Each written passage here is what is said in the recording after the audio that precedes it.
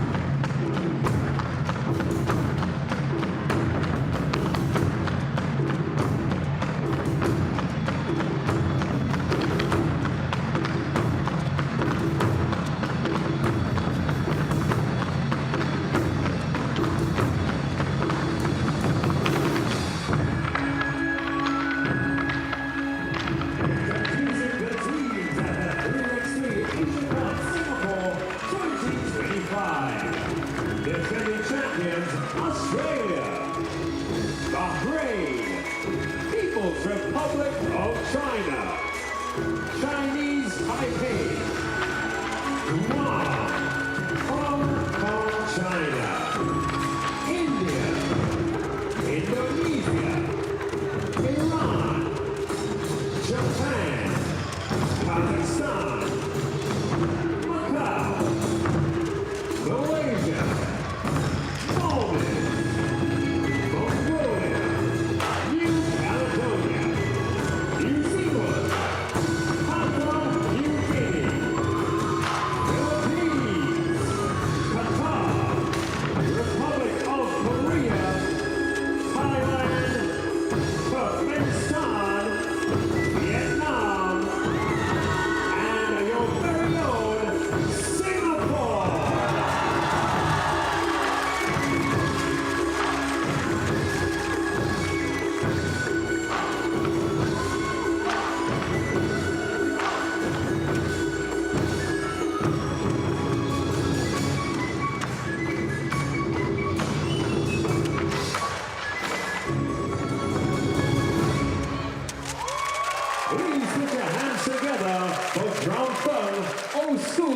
and youth from Active SG Basketball Academy.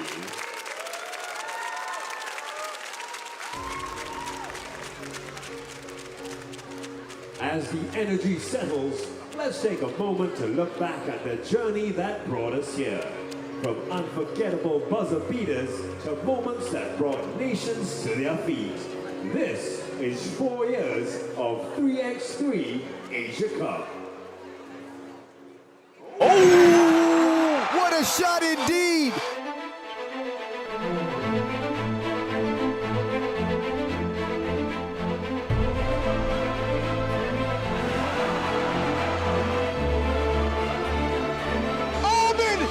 Just went nuts here in Singapore. Arian ball. Kings. Hey.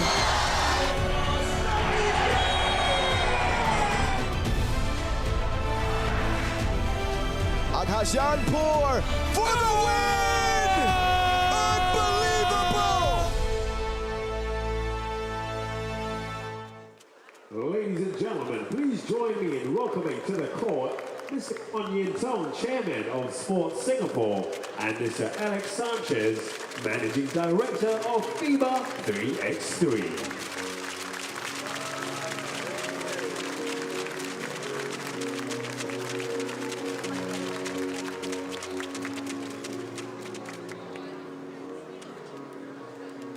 And now, eyes to the screens for a glimpse into what's next for 3x3 right here in Singapore.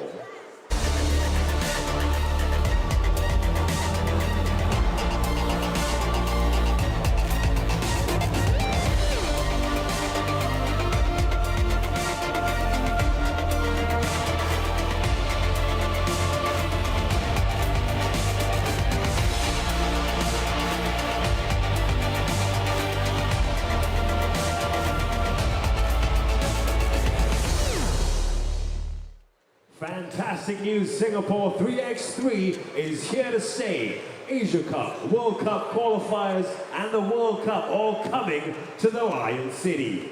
We would now like to invite Mr. Alex Sanchez to say a few words. Hello, Singapore. We are as FIBA very happy to be back here.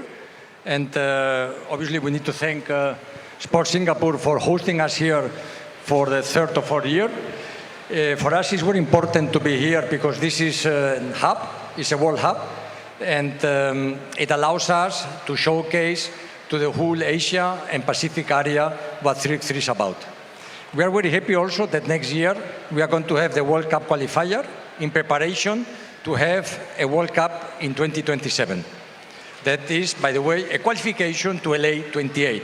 So we are going to have ongoing action here in the next years, and I think you will see how your team, Singapore, national team, has been improving, and hopefully this year they get a medal. Let's see. Good luck. Thank you, Mr. Sanchez. And now please welcome Mr. Kuan Yin Tong to share a few words. Mr. Alex Sanchez, welcome back to Singapore. We are very pleased to have you here. International fans, international athletes, wherever you are from, I bid you all a warm welcome to Singapore. We are very happy, Sports Singapore is very happy to partner with FIBA 3x3 to host this event for the fourth year now, right? We look forward to hosting more events with FIBA 3x3, starting with the 2026 Asia Cup, the 2026 World Cup qualifiers, and the 2027 World Cup to be held right here in Singapore. FIBA 3x3 has been a wonderful partner with us to expand our pathways, to help us in our development efforts in promoting 3x3 in Singapore. In case you don't know, 3x3, if you look at the social media statistics, 3x3 is the 5th or 6th most widely followed sport in the world. And that's 3x3 alone, not including basketball. So thank you, Mr. Alex Sanchez, for helping us build this sport. We look forward to many, many more good years of partnership with FIBA 3x3. And to the teams, good luck and may the best team win. Thank you. Thank you, Mr. Khan. As a symbol of the extended partnership between FIBA 3x3 and Singapore and the bright future of 3x3 here, please welcome our representatives from the Active SG Basketball Academy to present the official 3x3 Wilson Ball signed by players in this year's Asia Cup to our esteemed guests.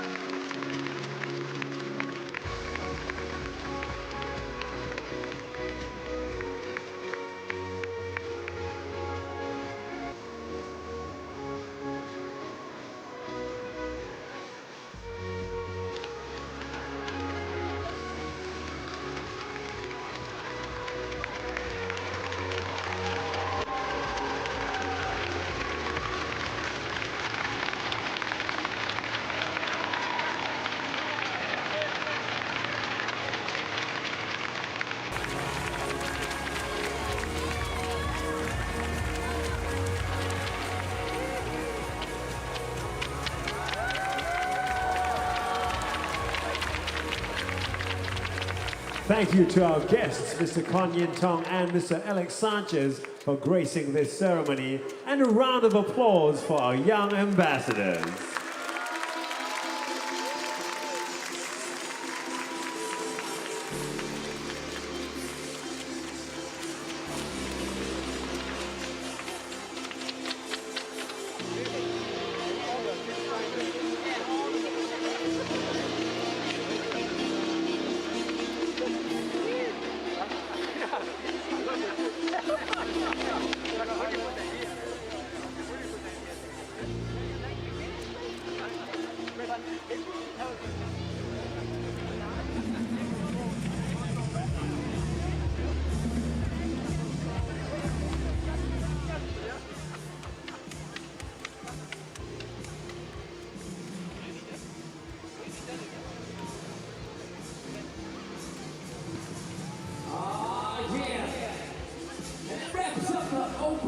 Ceremony, but before we move on to our first game, we're about to set it off for this session. Of course, we got in the women's division, Team Singapore versus Vietnam. We want to show the world that Singapore is the best 3x3 fans in the world. So we're calling the hype squad. We're going to get this hype right quick, all right? So really simple. We got a noise meter we're gonna put on the screen, and we wanna get the volume as high as possible as we can, all right? We wanna see how high we can get. We're shooting for 100. You think we can do it? Hold on, I can't hear you. You think we can do it?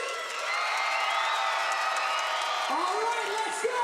All in together now. When I say 3x3, I want everybody to get as loud as you can. Y'all ready? Let me hear you say yeah. Let me hear you say yeah. Yeah. All right. Lion City, Singapore, let me hear you roar.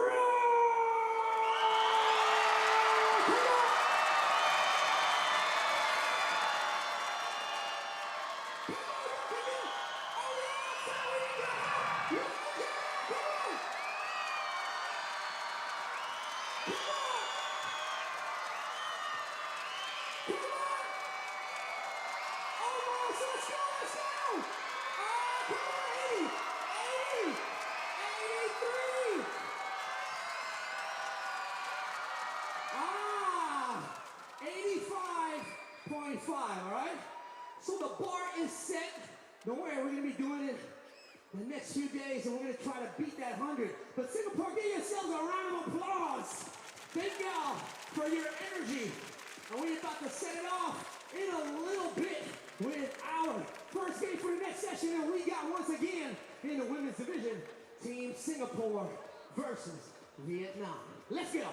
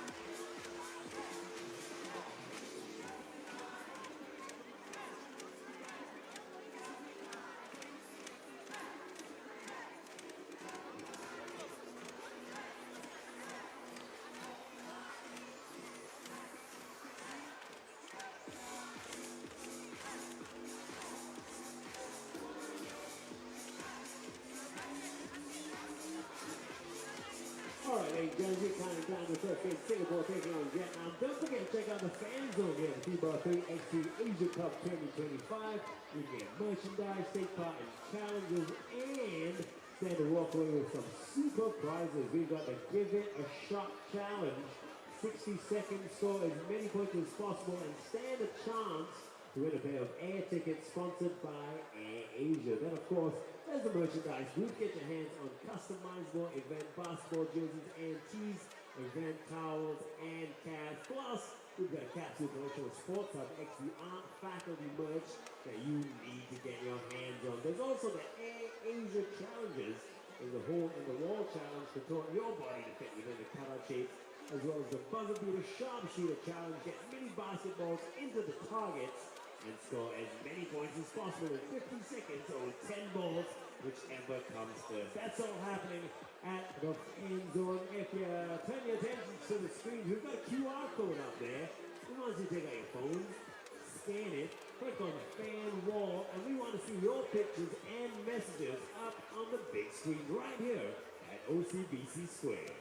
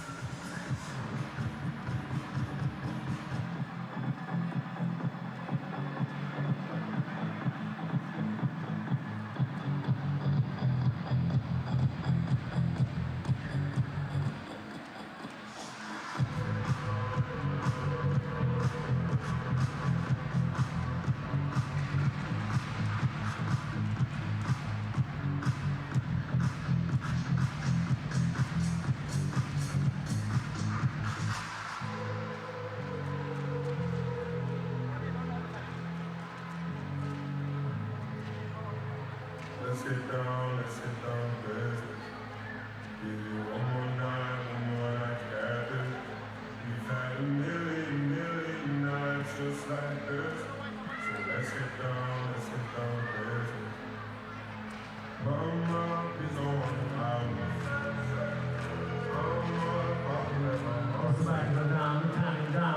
Vietnam taking on Singapore, taking the fans in the crowd now. We love those signs. Go Singapore, go. You see yourself on the screen. Just a little wave. Give us a little hello. Give us a shot. Give us a gun. There you go. Oh, they're all around these Go Singapore go signs. How do you get one? Right and proud. Some Vietnam flags there. Some Vietnam fans. They've been a good voice over the last couple of days. It's about to get noisy here on FIBA Square. Everybody on the screen, wave your hands, wave the signs. That's how we like it. Get rowdy.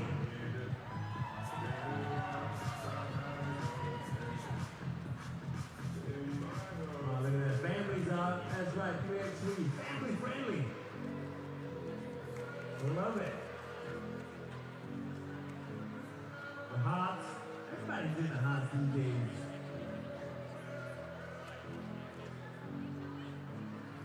I can see you sleep. Yeah, see you. Hello, everybody.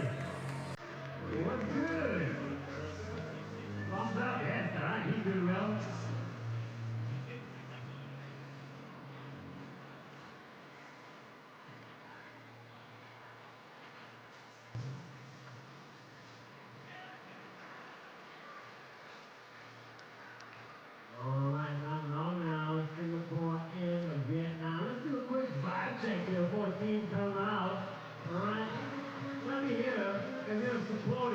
Team Vietnam! Not bad. All right, everybody, make some noise featuring for Team Singapore! Yo, it's about to go down. FIBA 3x3 Asian Cup.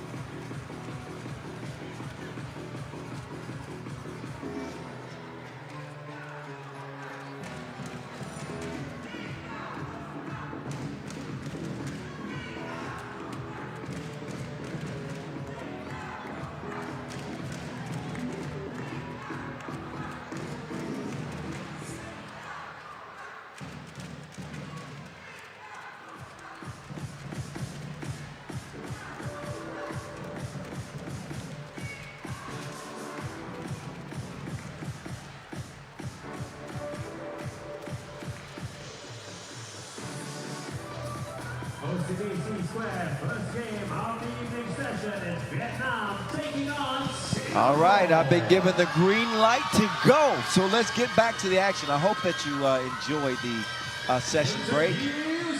Nice little woo-saw moment because let me tell you right now, we're about to turn up the heat. We are turning up the heat. You're going to feel the roar from the Lion City. We are back in Singapore. We are halfway through the first day of the main draw. Welcome back, everyone. I'm Kyle Montgomery, aka the voice of 3x3. I'm here with my partner in crime, Angelo Sakarakis, a.k.a. the Czar. Some competitive games in both genders competitions so far.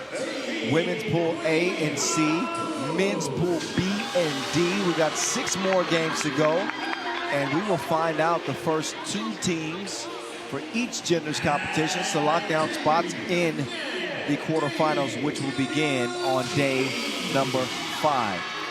Vietnam, our first look at them. We saw Singapore earlier against Japan. That was a bad loss for them. They are up against the wall, their backs that is, against this Vietnamese team who we saw in the qualifying draw with the V and Me Truong twins. They are truly a problem. Oh, yes. And we will see exactly what they bring. They were undefeated in the qualifying draw. They come out in the red, and Vietnam look poised. Singapore, what they do have is the home crowd behind them, Angelo. Which, yes, they do. You know, the 5th man, so to speak, 5th man, 5th woman. I want to be respectful. The 5th fan. The 5th fan, that's more like it. That's more politically correct. Supporting them, that energy team seem to feed off of it. Does that give them a boost here, or is Vietnam too talented? I think it will give them a boost spiritually, but it's not going to be enough, unfortunately, in my very humble opinion, Kyle. Because at the end of the day, can you match up defensively with the Megatrons? I don't know. They're just that skilled, and it's not about just the story of the twin sisters, Kyle. There is talent all throughout that roster. All 4 performers will bring up the heat. All 4 performers are capable shooters. They will drive. Great point. They will play great defense. And if you're trying to just focus on the twins, think about it. The last game for Vietnam, who was the star? You got to think of number 13, Kyle. Well, number 13 and number 9. Yeah, Thu Hong Yeah, for sure. Thu Hong for sure. But Tia Dui as well. They played well, but you're right. Number 13 was the star. To me, that looks better. It looks more menacing for Vietnam, because the focus is always going to be on the Truong twins because they are so dangerous. We're talking about WNBA talent. Yes. Storied collegiate careers at Gonzaga. We understand that. But when you realize that the other 2 on that squad are also hoopers too. Oh, they're ballers. If given the opportunity. Well, you know what the problem was, and we talked about it during the broadcast, is they kind of got caught up just playing one-on-one ISO ball, and they were just watching the sisters going to work, and it didn't work out. They were tired. They didn't knock down shots. That last game was not impressive at all. They won. And the last 3 minutes, was they not kind of impressive. reverted back to playing the game as a team. Yeah. And that's when the flow came back, and it was a monster performance. The main problem that I have for Singapore, you already had a hard time matching up with Fatumanana. You had a hard time matching up with speed and talent in the first game. Can you find a way defensively to do what you need to do to make it an interesting one? Well, look at this venue here at OCBC Square. We got a packed house. I gotta get the total attendance here, because there's a lot of people here checking out this action as we get back to it. Session 2 is underway. Welcome, the voice in the Czar rocking with you. Singapore on the floor. Ooh. Get that out of here. Defense on the inside from Singapore. Can they turn it into offense? Already open with the opening score. But they face a menacing Vietnam team coming out of the qualifying draw undefeated.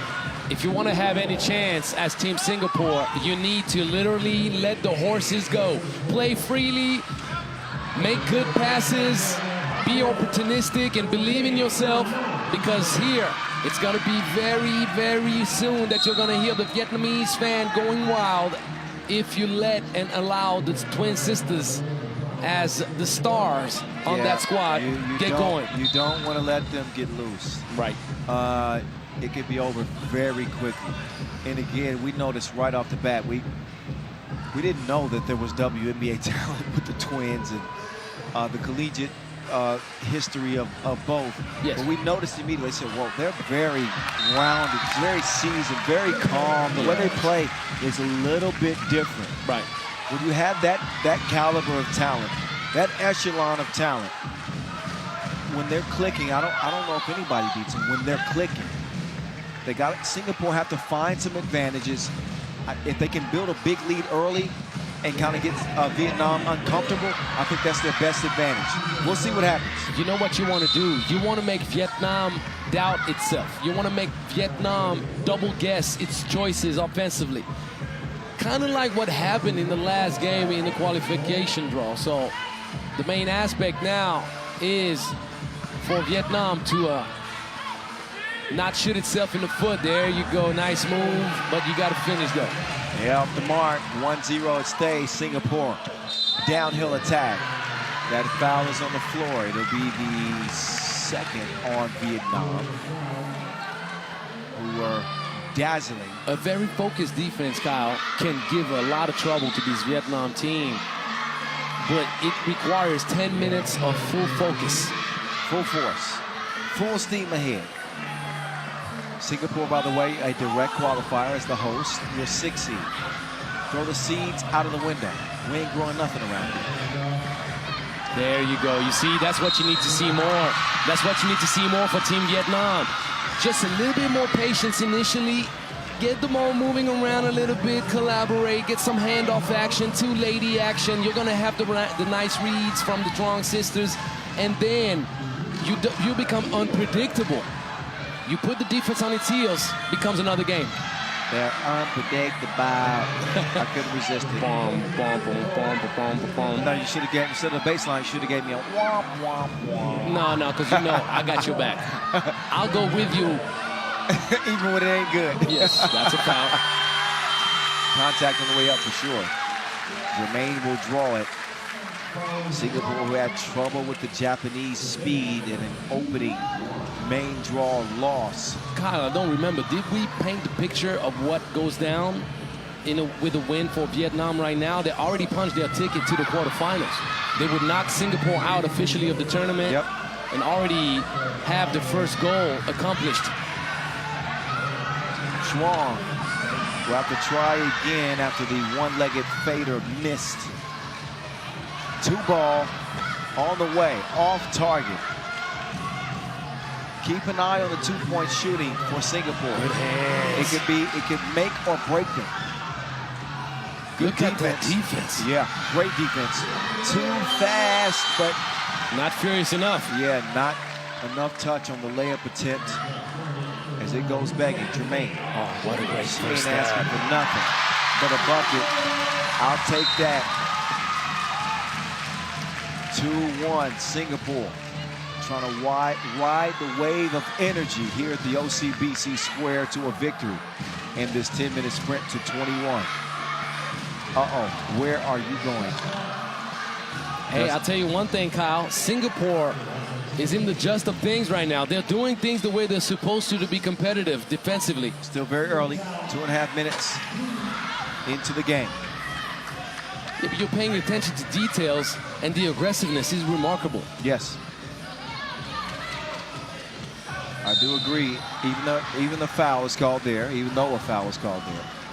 You got to like the defensive intensity and effort. Yes. That you're seeing from Singapore, certainly understanding the stakes in front of them, which is do or die. Yeah, it's win or go home. Intercepted.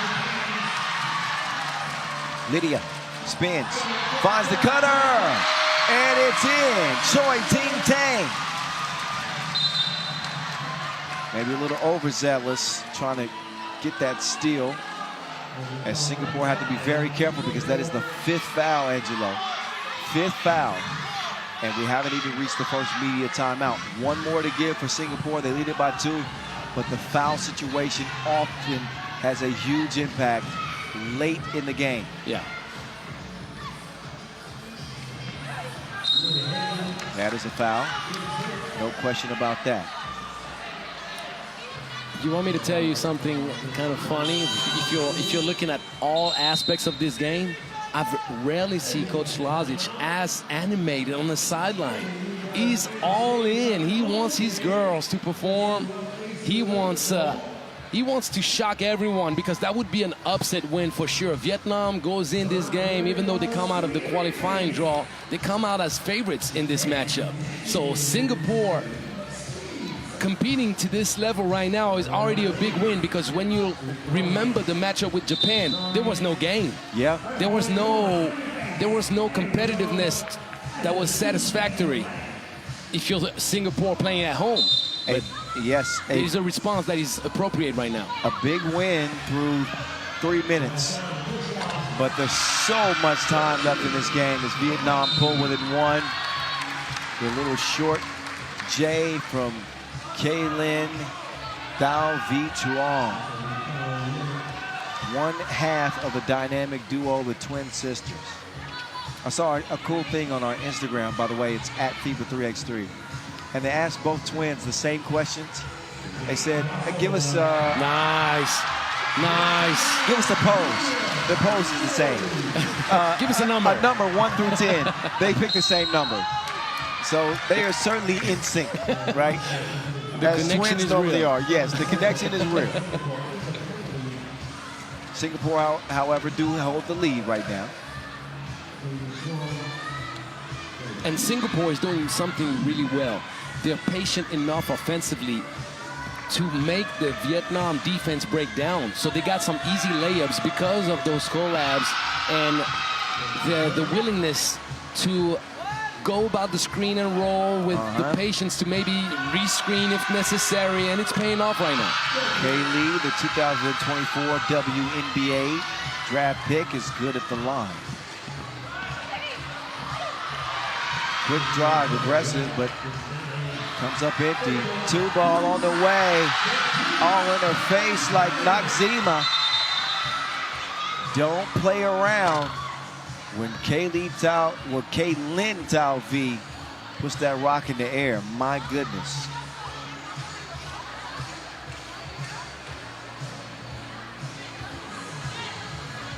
Jermaine up top.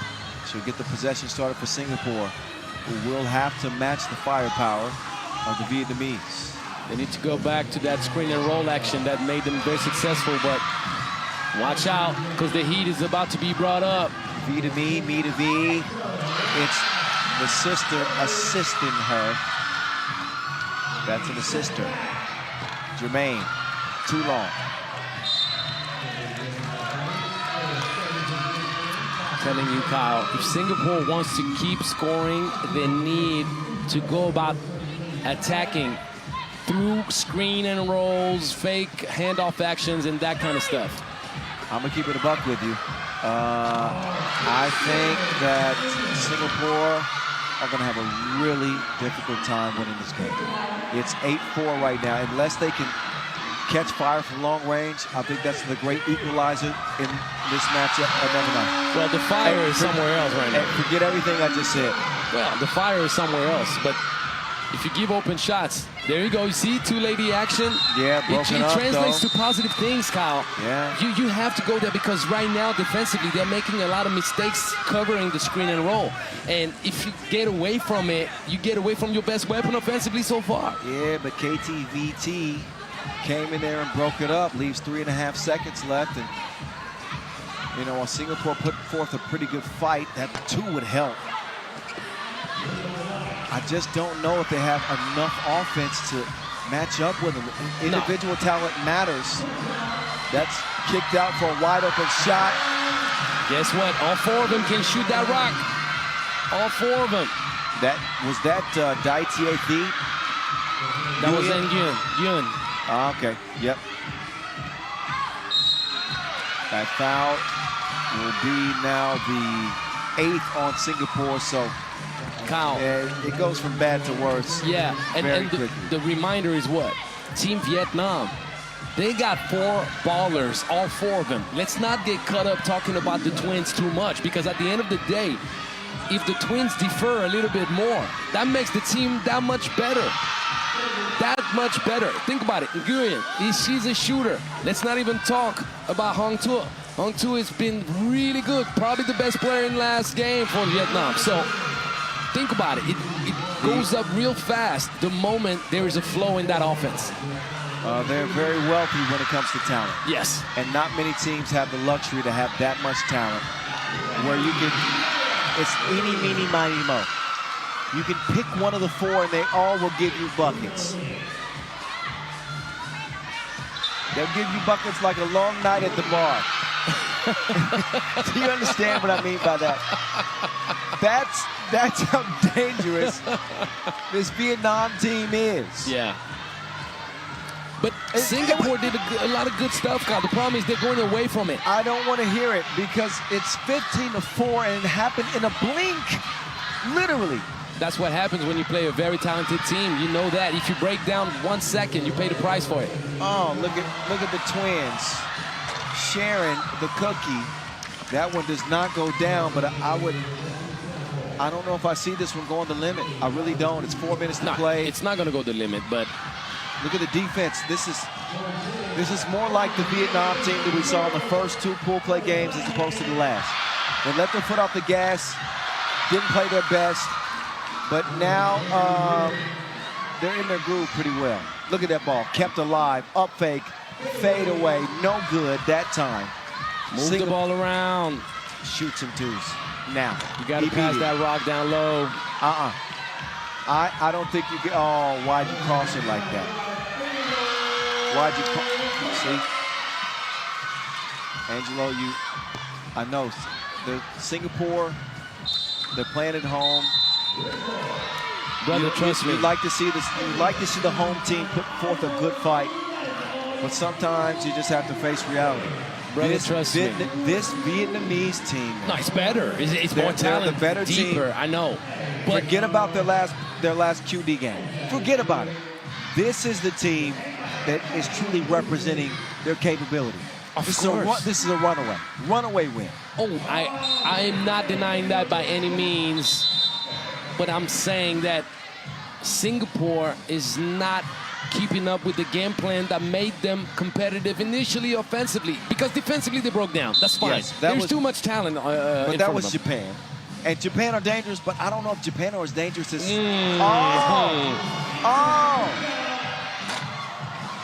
Not able to finish it off. Baseline, Jay, off iron.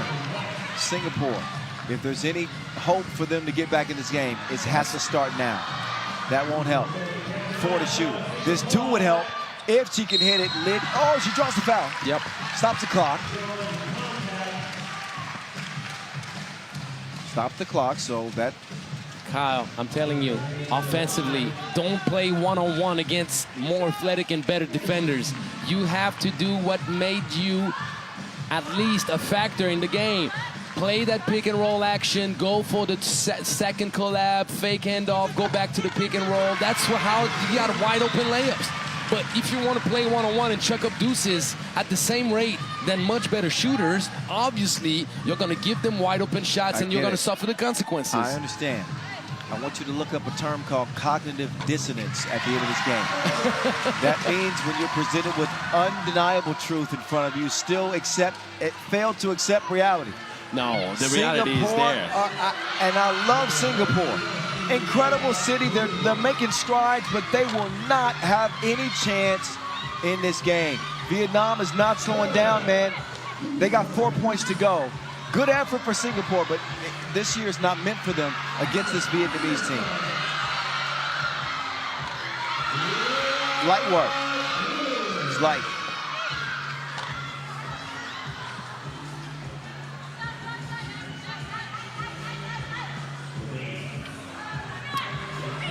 Sorry, Kyle, one pick and roll gives you the free throws. I'm just saying. It's just that simple, man. All right, I just want y'all to listen. I'm trying to bring Angelo back down to reality. I know. Now, if you're thinking that I would hope or I was conceiving a Singapore win, we're not going there. I know you're not going there. Like, we don't root for any team. No, we don't root, but I'm just saying. We want good 3x3. That's what I'm saying. Thank you. We both knew coming into this game. That's pick and roll layup. That's nice. Pick and roll layup. If that had happened at the 8-minute mark, then we might be talking about something. There's 2 minutes left, Angelo, and the Twins are 20. The problem is that was what gave them all these buckets in the first 3 minutes, and they went away from it for 5 minutes, Kyle. That's what I'm reproaching the Singapore ladies. I'm not saying they would be winning right now, but we wouldn't have an 18-7 score. That's the assessment. I agree with you. We wouldn't. But Vietnam, they have a way of forcing you out of your system because the points come in bunches and you get a little flustered and you feel like you have to make it into a race. It is a sprint. Look at the quickness on the package received. K Lee Tao Mi Trong. making it 19-7. Minute and 37 left in this one. Uh-oh, that's a travel. Yep, Simple said it. It's as simple as that. 19-7. I tell you what, you got to live with the consequences of your choices It's in the life. coach in you, though. Like, if you're a coach and you're coaching Singapore, you're over there and you haven't lost any passion. You say, listen, guys, we got to get some turnovers here, right? We need 3. We need, no, not 3. We need 16 turnovers. And we got to shoot 90% the rest of the way. We can do it. That's the coaching. I understand. The hopeful in me, right? That's the hope in you. I don't want to kill it. I want you to keep that fire lit. Keep that passion alive. Keep it ignited. But I'm here to lay down the law of reality. Well, it is harsh. It is harsh because the thing is there's a real talent gap between the two teams. But at the end of the day, you can compensate, at least to a certain extent, that talent gap through strategy. 19-7. There's no talent that could save Singapore at the moment. A country that has gotten nothing but better. No question about it. Oh, yes, yes. Since entering this Asia Cup. But I think a learning experience for them because other countries are getting better too. And you're looking at it. You're looking at one of them right now in Vietnam. So, got to continue to develop. Have to continue to invest in 3x3. There's no question about the talent that they have in Singapore. They get a solid, reliable system with the talent that they have. They're going to be a player. But no, Vietnam right now. Vietnam is a step ahead. And when you, like, the talent level in Vietnam this year is way above any previous year. So this is a unique situation. And they just happen to be victims.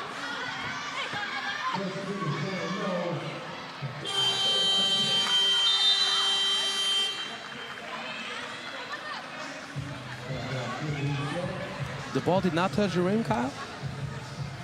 I don't know. It didn't catch no rim, huh? No iron. I didn't see it. I was texting Cece. And she says, you better listen to me. I always do. You just get quiet and you listen. Listen to Papa. When Papa talks, that's it. Papa knows best. Papa don't take no mess. Papa don't take no mess. You don't know that one. No, it's James Brown. Ooh. But I see you. You know who you're talking to. You know who you're talking to. I'm sorry. Xing Yu. Put some respect on my name.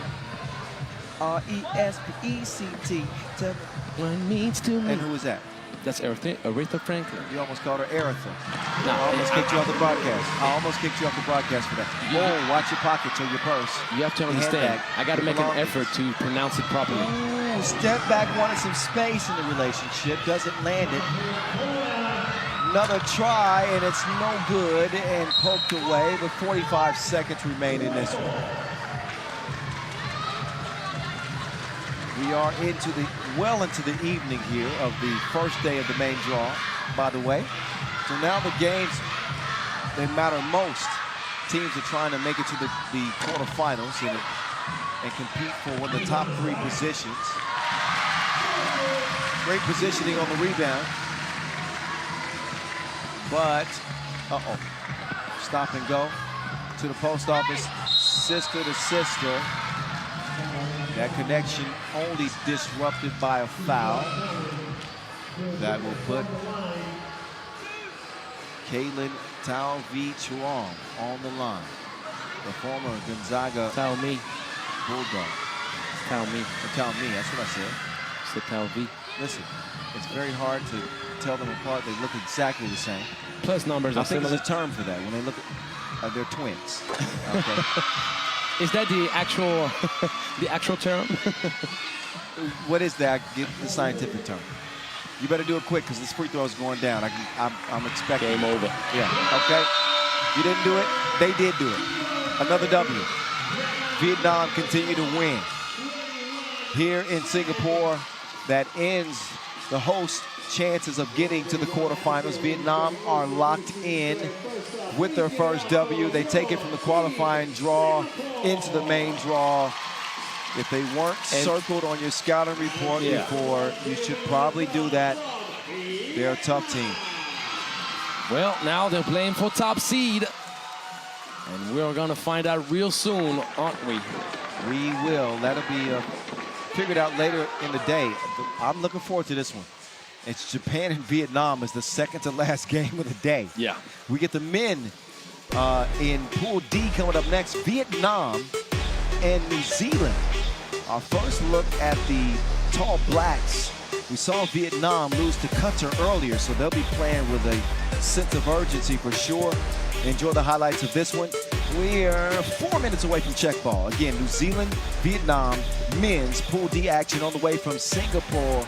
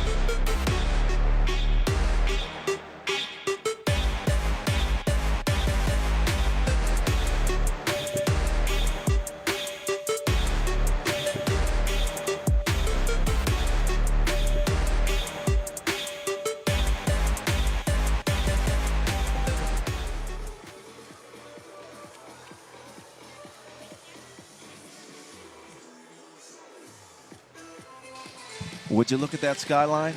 Would you look at that skyline here in Singapore all the way to the left of your screen? One of the best hotels on the planet. So, I mean, really, Marina Bay Sands. Have you been inside there yet? I would not know. If you ever want to feel poor, if you ever want to feel poor. Or if you ever want to feel Singapore. Singapore. Then you walk. You can be single and poor in there. All right? Neither one of us are, but you walk in there and it's like, whoa. Every luxury shop that you can imagine. Yeah. If you're fortunate enough to get to the top floor and see that infinity pool, it's unbelievable. Not everybody got pool like you, man. Well, I said if you're fortunate enough. I ain't that fortunate. Did you see what I did there? Yes. See the pool and got a pool like you. But you only rub salt into the wound because I actually haven't been up there. Oh, okay. Can somebody, I'm sorry. Can I'm somebody sorry. give The Voice a tour? Notice I didn't say The Voice and Czar. Give The Voice and Brody. Me and him will go up, and Czar, you got to stay out. I'm okay with that. All right, what do you think? What do you think about this New Zealand team? Well, we got a chance to talk to the squad. Of course. During the session break. Of They course. seem confident. They seem to have a good strategy in place. But these are new faces. Craig Martin, David Lewis, Zach Hannon. Like, what do we know about the Tall Blacks here? Oh, we know quite a few things. We know that it's a very young squad. This is the U23 squad, Kyle. We're talking about kids that have 22, 21 years old and that are, not have, but that are 22 and 21 years old. Obviously, Aidan Tanji is going to be one of the leaders on that squad. He's going to be the most experienced kid, even though he's under 23 still. But you're gonna see a whole lot of speed, outside shooting, decideful collaborations. They're gonna be very interesting and fun to watch. You know, the thing about New Zealand, and I've said this before, is their reputation precedes them. And New Zealand have been a perennial contender at the Asia Cup. Held a silver medal at the 2022 edition. They've had some big-time players play in this event. So people expect a certain level of performance from New Zealand. I understand this is kind of a transitional period because now they're bringing in that next generation. Yeah, they're building up the next generation and giving experience. Do they carry that pressure of trying to live up to what they've been? I don't think so, Kyle. Okay. I think that they're really lighthearted about this experience. I think they want to really shock everybody, but they take this as an opportunity to write a new history through the youth program, through the U23 program, and it's all about giving those kids experience. They've been quite the dominant force. They went undefeated last year, won every single stop during Nations League. They performed very well in Ulaanbaatar at the U23 World Cup last October. So it's going to be great to see them now being matched up with a much more dynamic force, because when you think U23, you're still talking about much softer bodies. Right now, you got to go against some grown men with grown strength. How do you remember the details so clearly, Angelo? I'm impressed. I appreciate that, sir, but that's my job. And as you said, I'm that passionate. Well, I don't remember. It's my job, too. See, that's the second time you disrespect me. I'm getting muted. I'm about to put my finger on the mute button because you've taken this broadcast off the rails. Well, I am definitely not ever trying to disrespect you, sir. I'm just joking. I know you are. But I am anxious to see this game. I really want to see what Vietnam is made of. They have to claw and fight their way here into the main draw, and then they run into a tough Qatar team in their opening game. Qatar ends up coming out victorious in that contest, and now Vietnam, they find themselves again in a corner, back against the wall, in a must-win scenario. But they're facing a young New Zealand team. I think they're confident, and I think that they think they can find some exploits here. Question. What? Are we going to finally see Dirker going back to the paint? Are we going to see him try to bruise his way close to the cup now and go back to what made him very successful? I would say yes. Obviously, he shot the lights out, and he was the hero for Team Vietnam for the qualification. Yes. I don't deny that. I think, I'm glad you mentioned that, because I didn't agree with you in the first matchup against Qatar, because those were some big guys. Dirker doesn't want to have that fight. You don't go against Bobo, but you could do it against anybody else. But I think he looks at this New Zealand team and he says, okay, I can get busy in the post here. We'll see. Game is underway. Kyle Montgomery, a.k.a. the voice of 3x3. I'm in here. What's good people? Oh, see? Oh, offensive foul. Offensive foul. And listen, Justin Young is a super polite guy. That might be the first offensive foul he's been called for in his career. He even asked the officials, please, guys, reconsider. He's that polite. Off target in the first two-piece attempt. Aiden Tonge, we saw him at last year's edition. I think he's the only... Aiden Tonge. I think he's the only returning member of 2024. Yes. Indeed. Second drawn offensive foul in a row. They're going to try to post up Justin Young all night long, but it's not working out for now. We talked about you singing, didn't we? I'm sorry. I don't know what happened. That's a warning. The next one's a technical. I want to let you know that. Hanen, he will misfire. Looks like he's a capable shooter. You got to see it to believe it. Koa, train. Dang, inside. It's the same way he started their first game. They didn't come out on top, but see that aggression. Oh, Lewis lost it. Koa, Dan, Tran. He misses the lay. They're going to shoot that thing. He's got the green light. Give me just one night. Oh, man. Like, you're taking me places now. He's ready to go right now. All right, enough of that. Okay, so now he's showing, like, I saw how comfortably he's shooting that ball in the offense. My guess is he's been given the green light to let it fly, and the reason he's been given that green light is because he can shoot that thing. So they can all shoot it, all four of them. Zach Hanen, the 22-year-old, has New Zealand up 2-1, but now they got to deal with a grown man. He's had a beard since 13. Dirker misses it, however, and now he's angry. He wanted a whistle. He gets the wrong whistle, however. It's a technical foul called against him. So Tatsuo Nagoshi, our official in the baseline, setting the tone in this game. You can get upset, we understand it, but you're not going to yell at me. Plus, it's tough to find a more polite referee than Tatsuo Nagoshi, by the way. That's true. So if you're getting on, if you force him to call a technical foul, that means you're quite animated. Yeah, we obviously can't hear what's being said from our seats, but it warranted a tech. We see the mouth moving. Yes. 3-1. 2-ball on the way. Comes up Kevin Hart. Short. There you go. I gave you a chance there. 3-1. Back at it. Trying to... Oh, that is not what you do. Ball slipped. Tonga. Tongi, excuse me. Tongi. Tongi, see? Ain't nothing but a G thing, baby. I got it right now. Martin, no, don't miss it. Long, track down, poked away. Well, for New Zealand, the equation is pretty simple. With just like any team that is jacking up a lot of shots from two-point range, their success goes with how efficient they can find their way. We'll see how efficient they are. They got 6 seconds to shoot. Ooh, Tanji. Tanji. He draws the foul. He's so good with those deceiving situations where he gives you the sense that he's going for the handoff, and he's really made this Vasic type fake. Well, yes. His own. Speaking of Vasic, he's got 3 appearances on the World Tour. And you made note in the hotel, you said, hey, you look like you're in better physical condition this year. Yeah. I saw his cheeks turn red. You made him blush. You were very complimentary. Well, the man is evolving, he's improving, he's growing. You could see, well, he's been in the lab, apparently. Yep.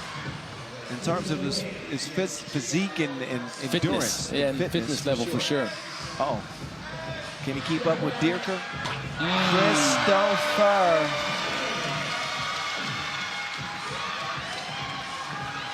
Martin broken up. Dierker with the defense, who again had 10. Here he goes again. It's a rerun. Oh, Hanen left alone. That is not a good decision. They were lucky he didn't make that. Yeah. That was halfway down before it came out. Dierker. He's feeling it.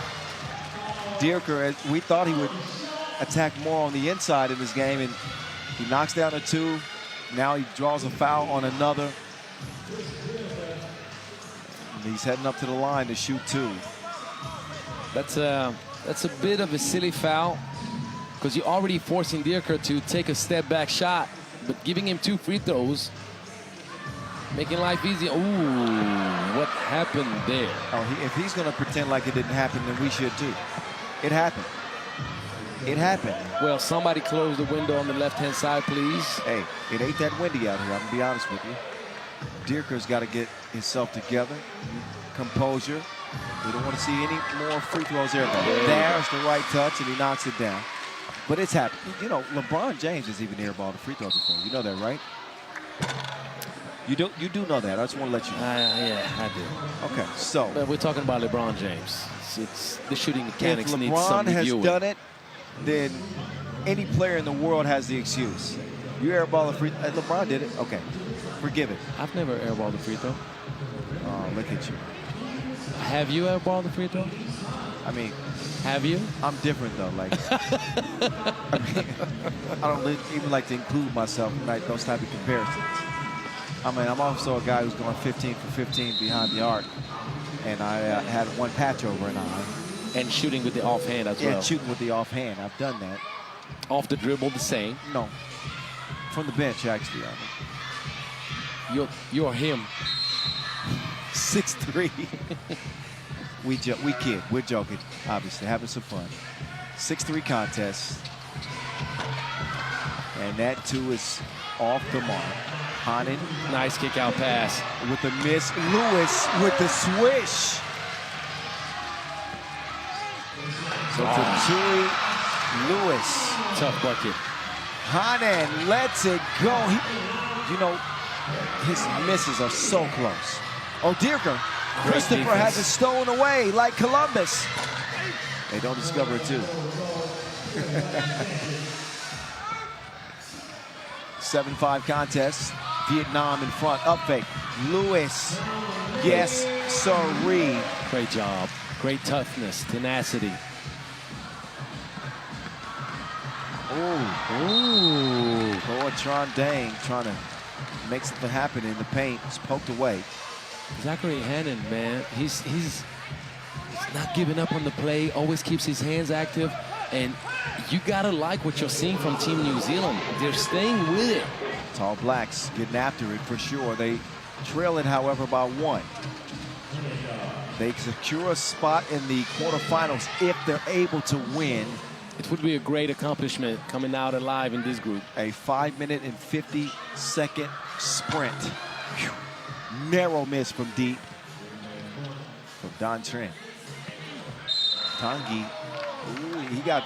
Tanguy, like, he's trying to get his way to the cup, but he's overdoing it right now. Because this fake works if you actually get the defense acquainted with you handing it off often.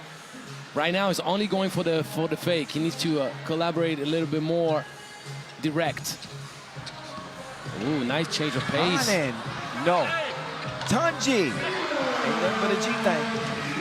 Underneath. He ain't going crazy yet. But that'll NZ is the label that pays him. Damn. Deeker is wetter than a skinny dipper. Get that image out of your mind. It was just a reference. Tanguy, ball fake, drive, lay. But Dierker has reverted to the player that we saw against Thailand. He went from a brute to a shooter. And he's cooking like Chef Curry, man. There's something that goes New Zealand's way. Even though Dierker is just shooting the lights out right now, they're still in this game. And guess what? If they stay aggressive going to the cup, they may even take the advantage as the bonus now is in their favor. 6 fouls on Vietnam with a 1-point lead. Dierker.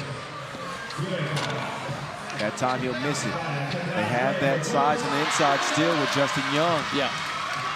A luxury for this Vietnamese team. Lewis misses.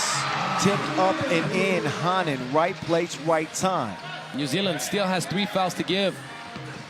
Justin Young, hey, listen, that's just a case of being too big, too strong. Yeah. That wasn't bad defense, but it... Just better offense. Yeah, just better offense. Not a lot you can say about that.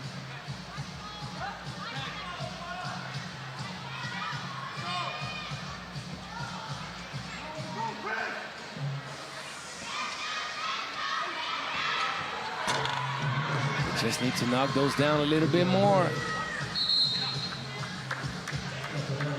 Great ball pressure.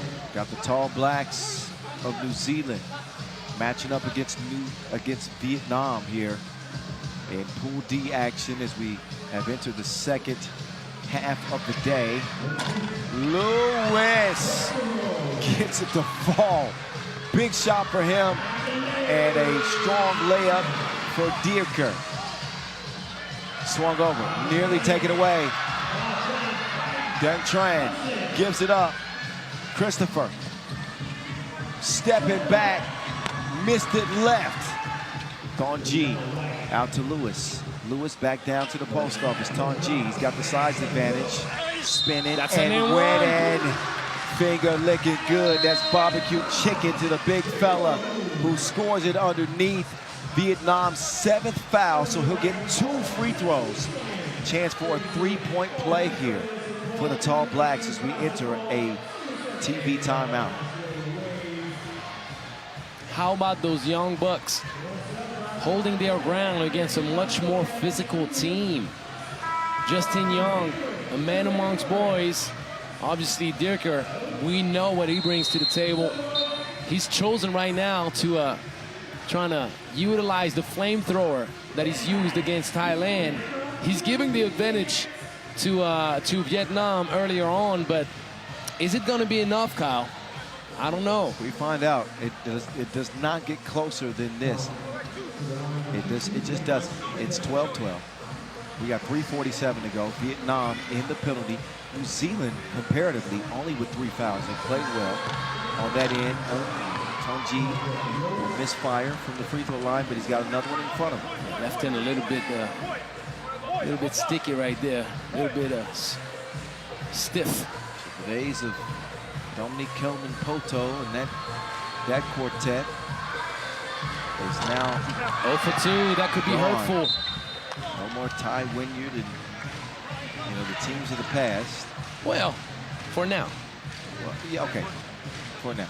But if this is the squad here, I would expect them to be invested in these type of players going forward.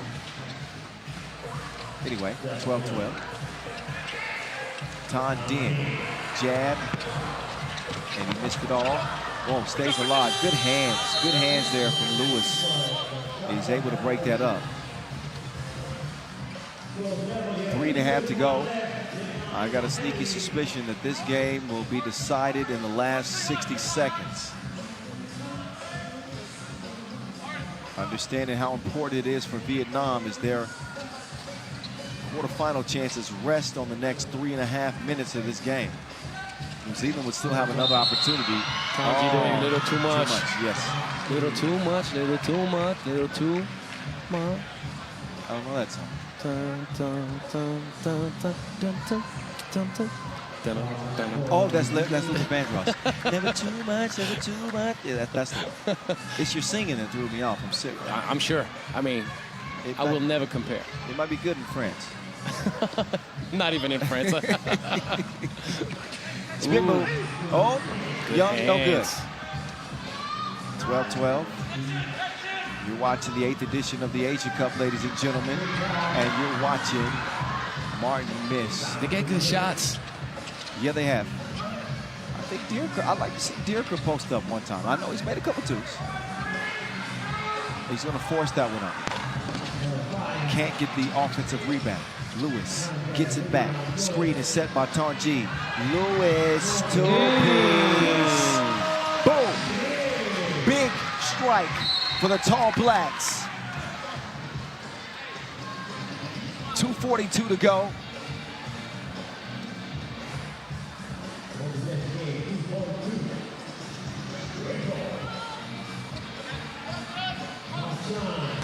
Koa, no good there. Good box out. Yeah, Vietnam's just chucking up the deuces. Martin on the drive. And Martin. one. That could be the backbreaker right there. Might I recommend some weight room sessions for you? Some shoulder presses, some push-ups, some chin-ups, curls, some tri-pulls. Hard to stop Martin with that big frame. Add some lunges though. You need a good frame. You need good legs. Oh, that's balance. I'm just talking about upper body. But with lower body, the upper body still collapses. That's true. 16-12 and make that 17-12 as the Tall Blacks have stepped out in front. Christopher no good. Back over to the Tall Blacks. Here they come. Cross-court pass, all wide open is Tanji. Tanji inside, it's swiped away. I didn't see the whistle from the baseline. Is that an out-of-bounds call or a foul, Angelo? Did you see it? I couldn't quite. My view was obstructed. Yeah, me too. Like I think it's a clean. Deflection. Ah, okay. I think it's a clean deflection. And for me also, whenever somebody, I think there is a technical foul. Yeah, there's a technical foul. Is it for behavior? I think it might have Probably, came from Dierker on the bench. He didn't bite his tongue about his disappointment. Hasn't felt like some of the calls have gone their way. But I can tell you this, in my now 11th season covering 3x3, it never benefits a player to talk negatively to an official. It just will not help you. I know you get frustrated, but it's not going to endear you to any official. Yeah. That is for sure.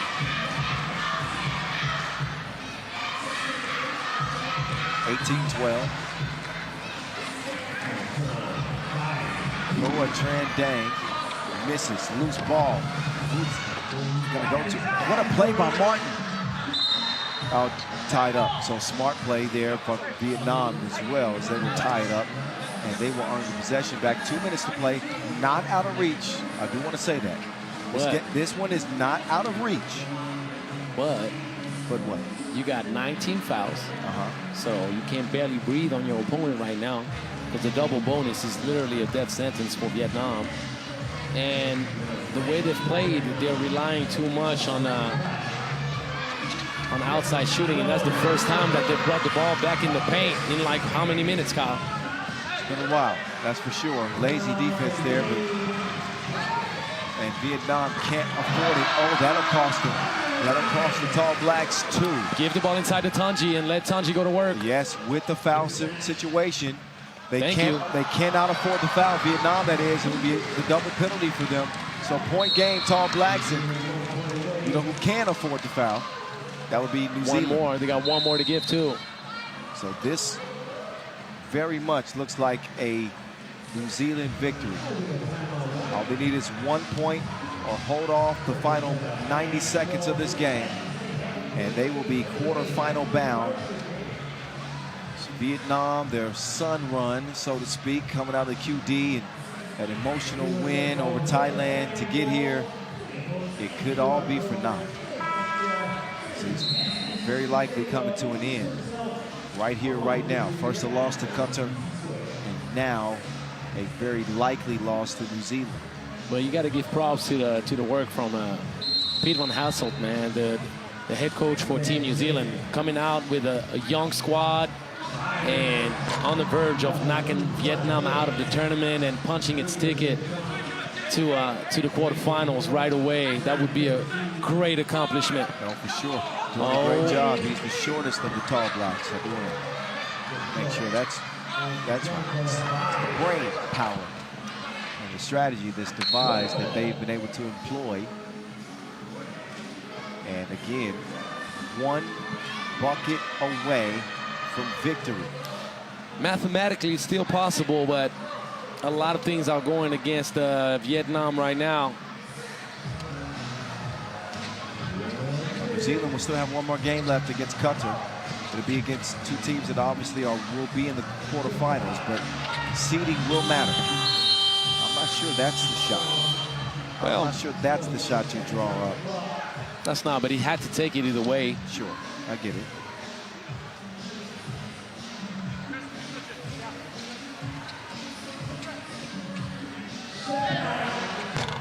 Kyle Trandang trying to draw a foul, get some kind of help. Uh-oh. Where's the defense?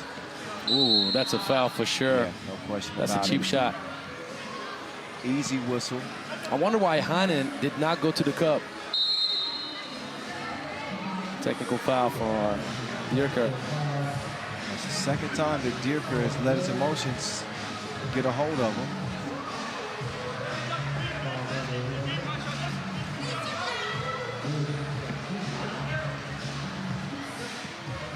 So, listen, as a player, you're in the heat of the moment. You know, you understand that frustration gets a hold of you, but Dierker's got to maintain his composure. Always be a good sport. And they're going to get a humbling loss here as Vietnam's run is done. New Zealand secured themselves a spot in the quarterfinals. Again, they still have a game at the end of the day against Qatar that will decide their ultimate fate as the 1 or 2 seed out of men's Pool D. So looking forward to that one. Step aside for a quick moment. We have China and the Republic of Korea coming up next. Women's Pool A action on deck from Singapore. Congratulations to New Zealand. They are in, as well as Qatar. More action on the way.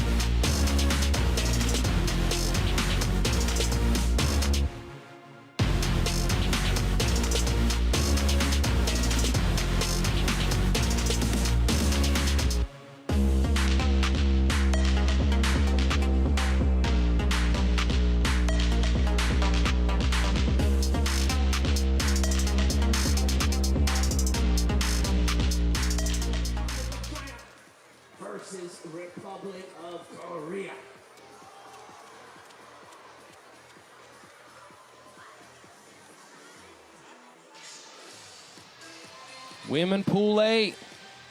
China against Republic of Korea coming up. It's going to be quite the interesting game, let me tell you guys. China lost its first game against New Zealand. It went all the way down to the wire.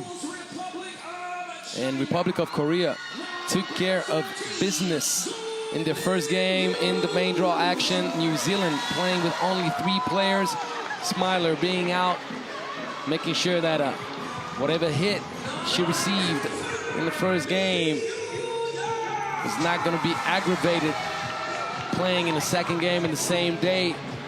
Will New Zealand participate to the knockout round? Well, it all depends on a few things, but one thing mainly. Can Republic of Korea beat out China to finish top seed, which would send New Zealand to the next round? Because in the case of a China win, I'm gonna have to bring out my calculator, guys. As always, a 3-way tie results in one analysis and one analysis only. Who scored the most points to deserve the bid? So we're gonna find out very, very soon. Obviously, I'm gonna give you the math. I'm always gonna make sure that the math is mathing, as my main man Kyle would say. New Zealand has an aggregate of 27 points in 2 games. So from the look of things, they really, really, really count on a Republic of Korea win, because it is not to be expected that the game is going to be played on the 10 points for neither China or Republic of Korea. China has 17, Republic of Korea has 18, so anything going over 9 points for both teams will pretty much settle the deal mathematically in case of a 3-way tie and keep New Zealand out of the knockout round.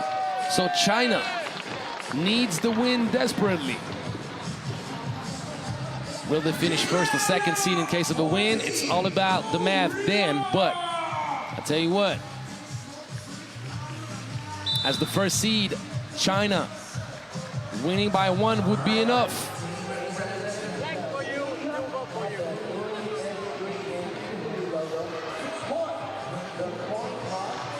So I pretty much laid out the cards on the table for you guys to figure out what needs to happen.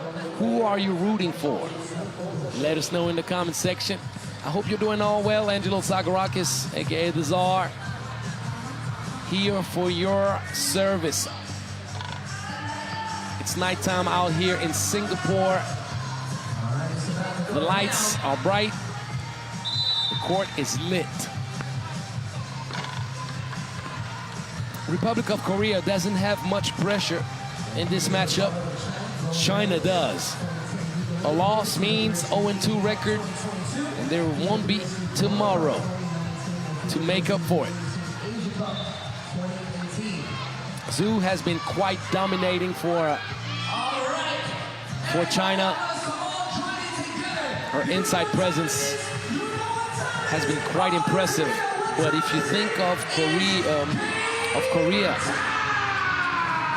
Daeyeon Lee, she is the leader, the most skilled and most dangerous player on that squad.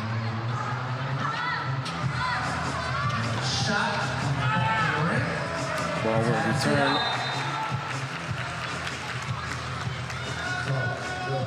Republic of Korea.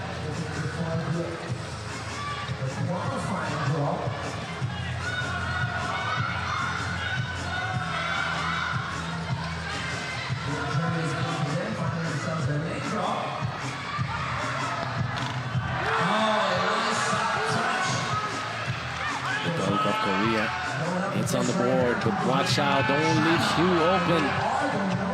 That could be dangerous. That's the matchup they're looking for. Ooh. Gets the chippy down low, but no easy buckets to be given.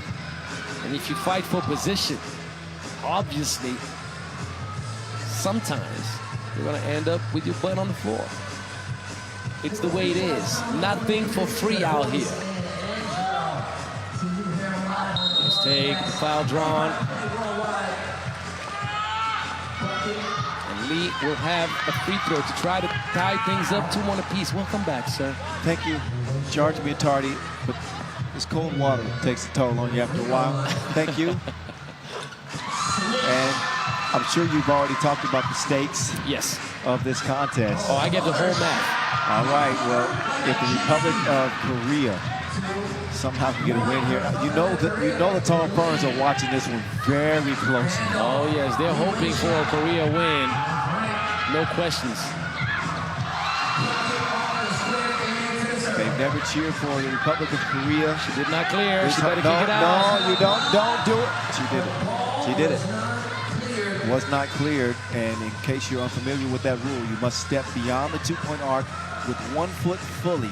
Elevate the other foot off of the ground before you can continue. If you don't do that, then you'll see that penalty called. So, China now on the attack. Spin move down to the post office. Pivot work, but too much time. 3 seconds in the key, 1 pivot, too many, as China will turn it back over. Republic of Korea, not a team to be looked at lightly, who came out of the qualifying draw. They proved themselves in their opening win over New Zealand, although it was against not the full complement of the New Zealand players.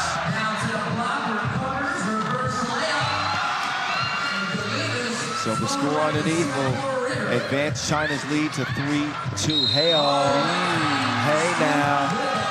You are an all-star. She scores it through the contact. Nothing but smiles from her. She'll head up to the line and hope to make this a 2-point play and break this 3-3 early tie in Pool A's action.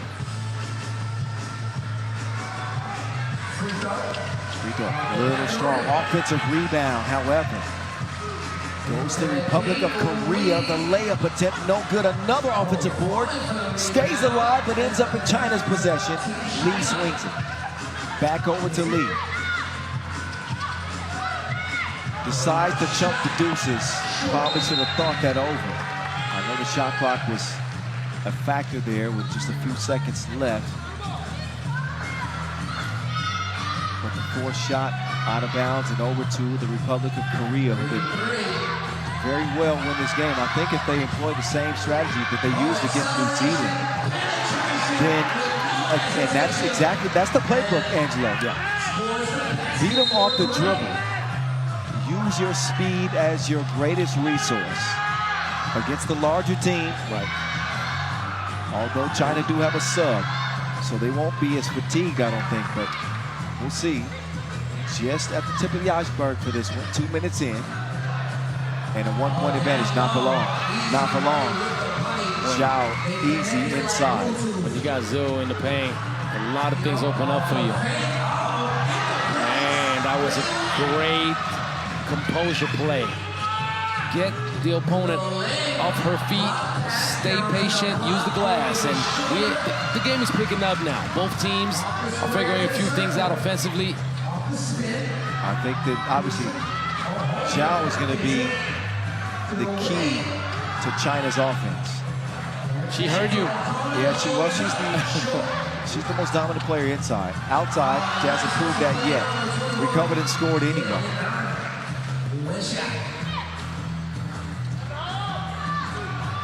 Hale. Hale.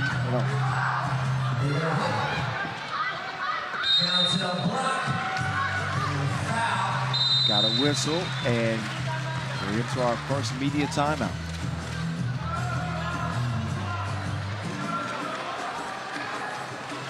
Game number 9 of 12 today. China men and India men next in Pool B action, followed by Japan's women against Vietnam in a big game in determining who's going to be the 1 seed in that group. And New Zealand against Qatar in men's Pool D action to decide who's going to be the 1 seed. But your last 2 games of the day, there will be quarterfinalists no matter what. Seeding, though, does matter.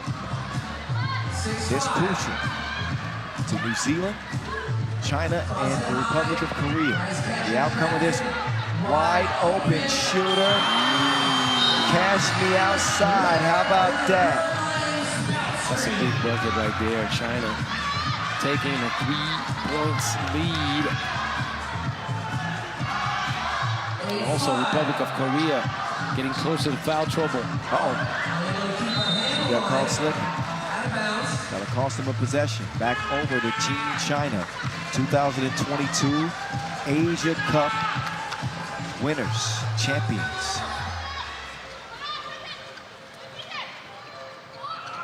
Nice execution Inside right there. they go. That was funny. Noah said in the pocket like marsupials. That's a bar for you. Shout out to Noah Lazarus, 3x3, the hype. DJ Lass, making it last. Giving us the soundtrack to this 8th edition of the Asia Cup. Kyle Montgomery, Angelo Tsagarakis with you. Giving you that American, French, Greek flavor. That's quite a nice mix. Yes, it is. That's an even nicer mix right there. All they need is 2 ingredients. Outside to inside as Zhao makes it 10-5. Republic of Korea have got to find a way to stop them. Good luck with that. There is one scenario that I wasn't considering, but I'm starting to consider, Kyle. What is that? Whoa. Do I shoot it? Do I shoot it? No, don't. Give it back. I gotta give it back. I gotta give it back. I wanted to shoot it though. I'm fighting my inner instincts, man. Whenever the ball that gets right in my there hands. shows me what kind of teammate, what it was like to be a teammate. If you want to shoot from the broadcast booth, then you know what that means. You didn't think about who you could set up for the pass. Meantime, that's a nice a timely two-piece for the Republic of Korea, courtesy of Yoo Jung-hae. You know what scenario I didn't mention? What is that? I didn't mention Republic of Korea potentially out. I really talked about just what was at stake for both teams playing now and what would happen to New Zealand in a few scenarios. Points would matter. Because that means that Republic of Korea needs to stay under 10 with 9 points. Oh, see. It went from to It surely did, didn't it? 11-7, it will remain. Zhao says, get out of here. Stop pestering me. I got things to do. He's trying to get a dub for China here. They lead it by 5. Making life very difficult on the Republic of Korea. A whistle on the inside. That foul was against White. Yeah, it's an offensive foul right there. Wrapping your arms around back. Little hook. Yeah. It's what you call a backwards hug.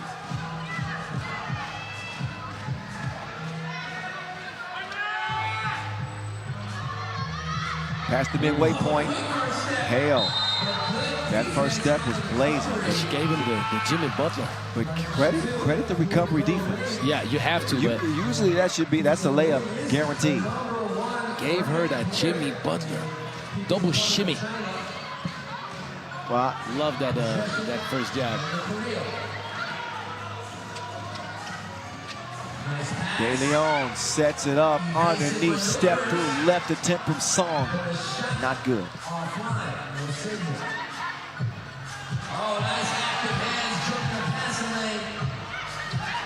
Song had position. She doesn't get the ball. Got to do something.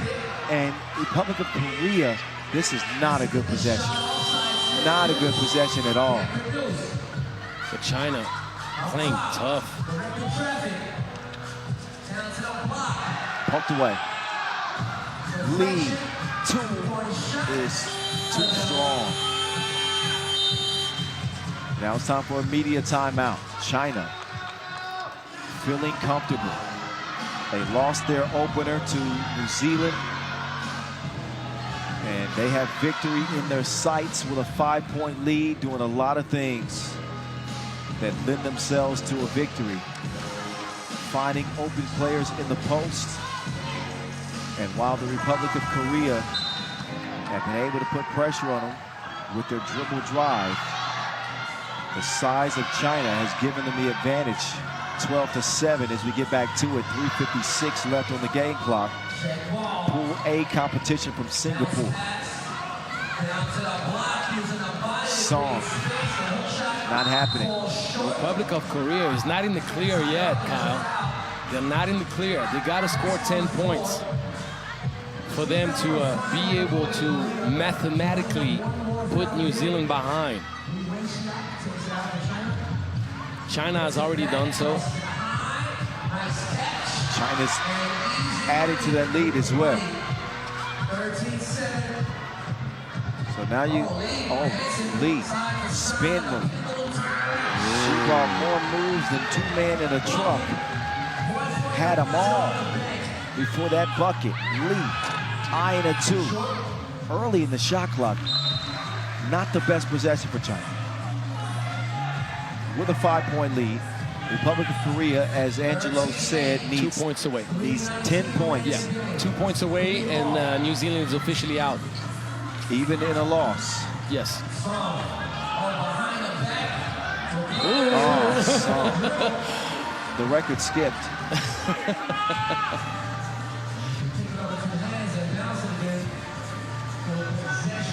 The CD is crashed. Just a mental blunder from Song there to give it back over to China, who, instead of playing inside this possession, they decided to start things on the perimeter. Mid-range J is a no-go. Lee gets to the baseline, but we got an offensive foul. Yeah.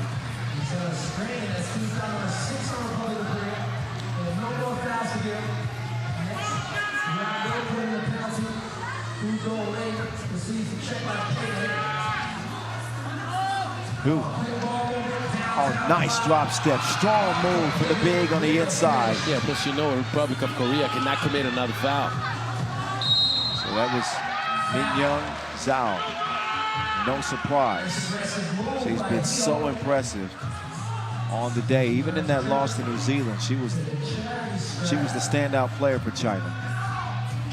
And now this game is up to a 6-point advantage, the biggest lead for China in the game. Hale. They need those. Misstep at the free throw line. You're right about that. 2:35 and counting up top. Who for 2? No offensive rebound. You cannot stop her. Tough board and score courtesy of Yuyan Lee. De Leon. Off the spin, off the iron. Republic of Korea is not in the clear yet, Kyle. They're not in the clear. Well, they got 2 minutes to score 2 points. China trying to sprint to 21. A nail biter, especially if you're watching from New Zealand. North Island, South Island, Auckland, you name it. Who are obviously wanting to see their country medal at this event again, and it is hinged upon the final 120 seconds. 2 minutes to score 2 points, Kyle. Lee whips it. It's broken up by Lee. Inside, passes just out of reach of Zhao. 2 ball on the way, and that is it. That will do it. New Zealand is out officially, mathematically, unequivocally. Zhao will score it. That puts Republic of Korea at what, 31 points total on the tournament. Did they reach 28? 28. It's 28. And New Zealand finished with 27. 27. So the Tall Ferns. The Tall Ferns had ranking over Republic of Korea. That's why you couldn't stop at 9. You needed to have 10. Now that they have 10, but now if you're looking at the aggregates between the China and Republic of Korea, China only needs a 1-point win. But careful not to say that they're out yet, because while improbable, not impossible. You're talking the Republic of Korea could potentially come back and win the game, and that changes things. So improbable, but not impossible. But make no mistake, not finished yet. It would take a miracle. It would take a miracle with $1:26 left and China being as dominant as they have been in this game. Zhao, 2 ball. No. Hale comes around. Do they have a bucket in them? It's a nice pass. Every possession has got to count for the Republic of Korea. That one does not. And now they got to deal with Zhao on the inside. Lions and Tigers and Bears on mine. And that's a turnover. Zhao is just, she's so dominant on the inside. So tough. Great hands. China are seizing the moment with a 7-point lead and under a minute to play. Oh, they're getting tricky with it. They get tricky with it now. They deepen in their bag. And I think it's pretty safe today to say now that the Republic of Korea will not be coming out victorious here. That means that the Tall Ferns will not be advancing to the quarterfinals. China trying to end this thing before the horn. 30 seconds to go. You're looking at two teams going to the quarterfinals in front of you as Lee kisses it off the glass. I'm sure they knew the math coming in. Yes. Lee, drive, kick. This could end it. 2-ball. No. Track down. Still alive for China. Under 10 seconds to go. Who from deep. Missed it. Won't matter anyway. China win it. They bounce back from a loss to New Zealand. 19-12, the final. Korea, the Republic of Korea, score enough points to emerge from a three-way tie. And it is the two teams you just saw play that will play on day 5. Both squads will get a rest tomorrow. And New Zealand, who was silver medalists in 2024, will not be finishing in the top 3 in 2025. That's the way the cookie crumbles sometimes. Neither the top 8. So credit the Republic of Korea and China. Well played. Men are coming up next. Kind of look like the group of death, man. Yeah, tough group for sure. China and India in men's Pool B action on deck from Singapore. Don't you move a muscle.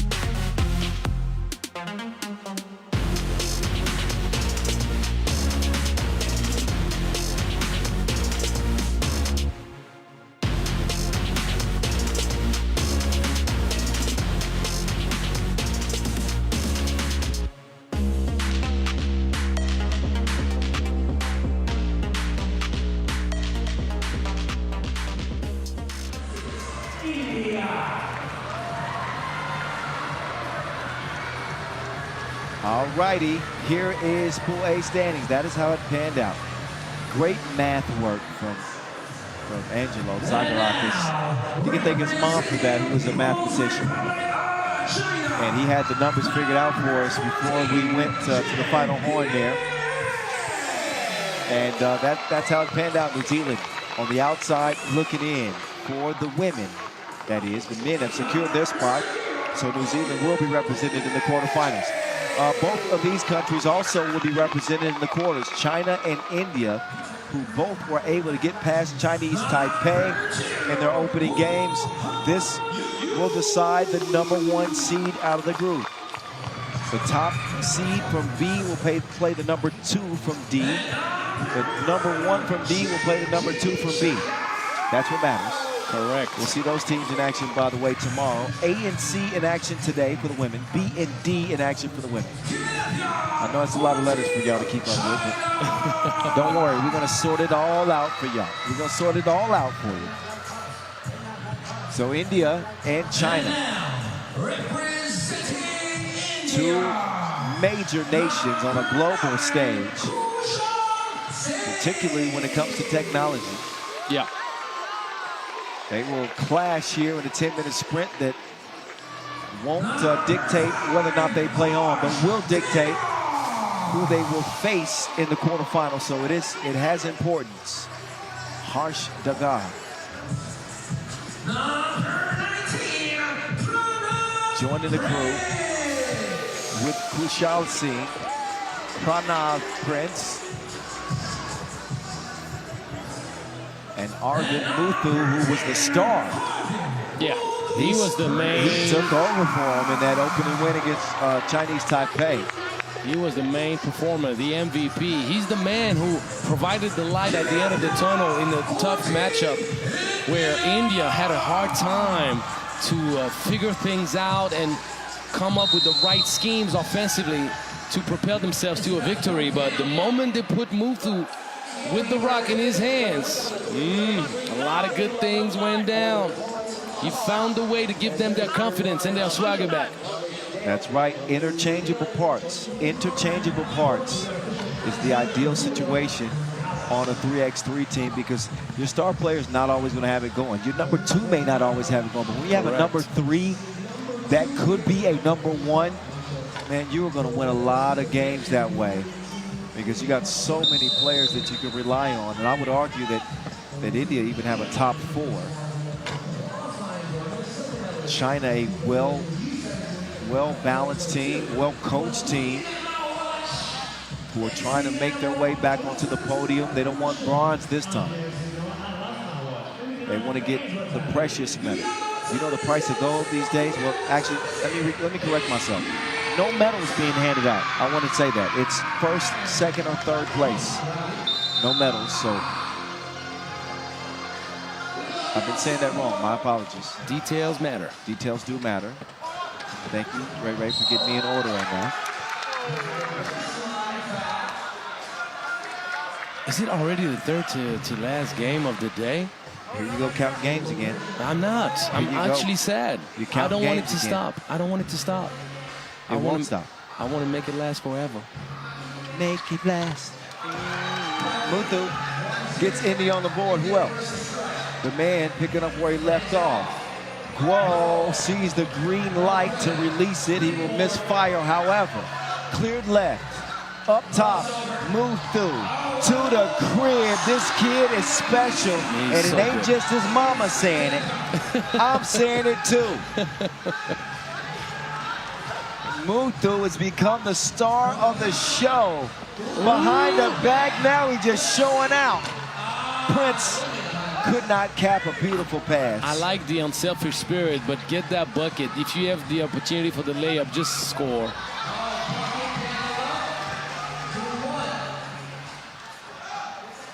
So we will have, at the end of 5 days of action, a winner, a runner-up, and a third-place finisher.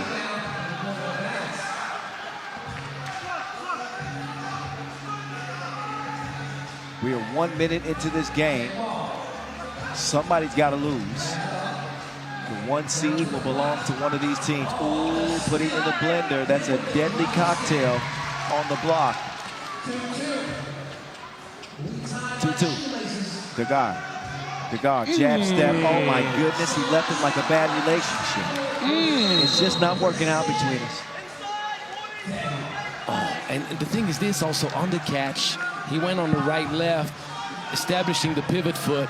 And for him to be able to dribble jab the way he did, the body control necessary to pull off that move.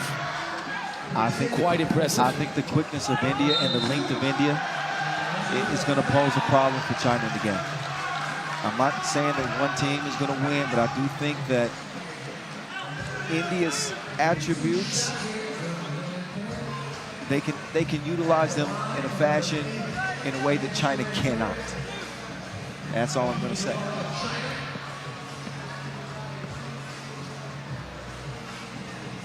Free throw rattles in. The 2020 Olympian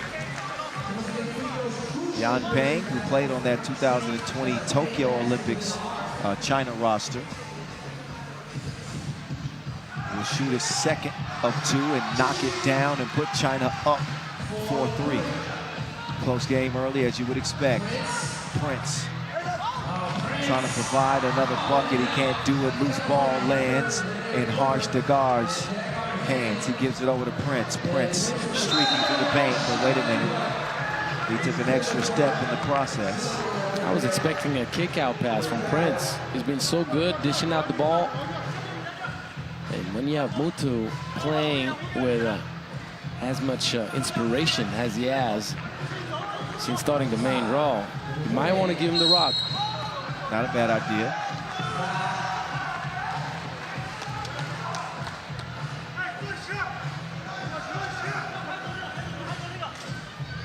Back up top to Zhang. Zhang gives it up to Xiang. I see a 2 made. Was that 2 let go in the process of the foul being called? And who's the foul against? The officials are discussing right now. Well, if we stay consistent with the last time this kind of situation happened, the shot was called off the last time it happened.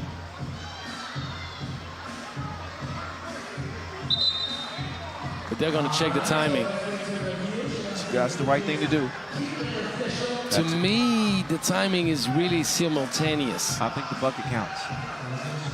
That was my thought process the first time it happened in the previous games, but the shot got called off for the same exact situation, with the same exact timing. I should consult my most reliable official on this. Let me send a text message really quick to see what... No, and that would be the right call if you're consistent with what you whistled earlier today. So that was my anticipation. No basket, offensive foul. Ooh, okay. Listen, I just talked about the game.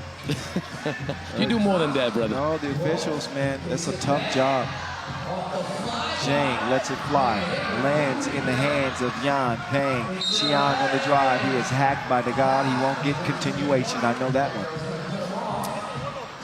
How about Dagar, man, since the beginning of the main draw? What do you think? Fatigue kicking in? I think he played fine first game. I think he made more mistakes than he's accustomed us to. Yeah, okay, I can agree with that, but I think he played fine last game. He was the second lead scorer. It's this guy, Mutu. Sometimes you got to go with the hot hand. Step back 2, no good. They'll poke it away. But they're playing a whole lot of stagnant basketball right now, and when you're India, what success you found came from your willingness to get the ball on the move. All right, I won't argue with you on that. If you keep making good points, I can't argue with you. Say something off the rails, please. Just so you can get me. Just so I can get you. See, you got the whip ready. You know I do. 55-3. See, in the hood, when we play street ball, we call it 53. It was 5-3. Just so y'all know, 5-3 is the contest. China in front. Whoa, inside delivery, Zhang. Reminder, both teams already qualified to the quarterfinals. They're already in the knockout round, so there is no particular pressure when it comes to that. But obviously, being the first seed is, on paper, supposed to give you an easier draw coming quarterfinal moment. Yeah, so, but you know, man. Bang outs! Prince flying high and putting it down with 2 hands. He needs to watch out. Doesn't want to take a free trip to the dentist. Ball fake, and he flies private. All alone for the Yamage. 6-4. Whistle, offensive this time. That'll give it back over to India.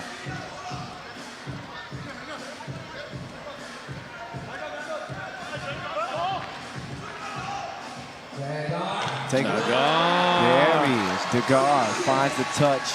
Just wanted to remind us of his presence. Makes an offensive appearance in this game and ties the game at 6-all. Yan Peng. Oh, foul call. Who's that on? And then a warning for arguing. I think Prince has a good argument, honestly. Maybe Muthu fouled. But Prince, that looked like hard ball to me up top.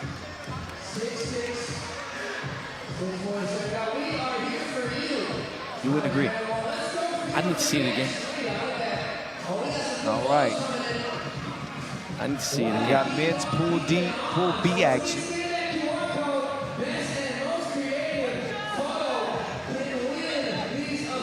We'll see their potential competitors in action tomorrow.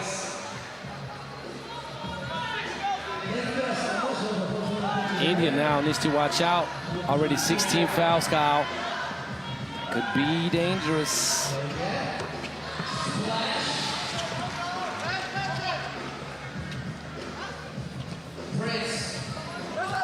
Prince, oh my goodness. He's a ballerina.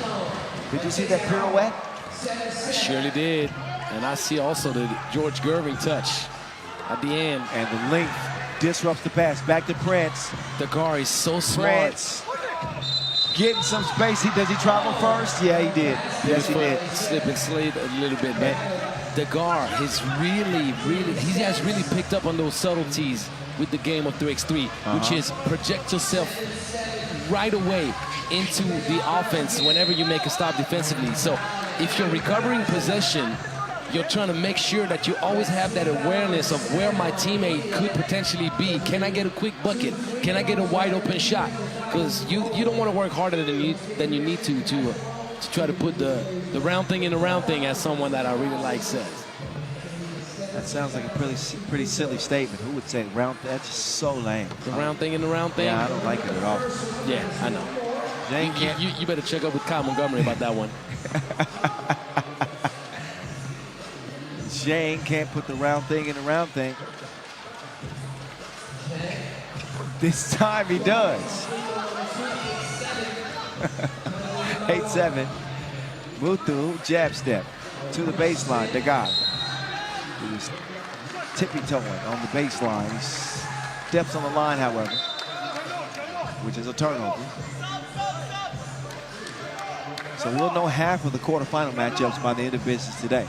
Yes. B and D in action for the men, A and C in action for the women. Those groups cross in the quarterfinal phase. Whoa, no. Saved by Muthu. Muthu, he's a speed demon. Oh, great. Oh, Degard. I'll take that, and you take it back. He rushed it a little bit, but... Hanyu on the Guo, straight to the crib. He's got it. Muthu. With Yan defending. Oh, that's a foul for certain.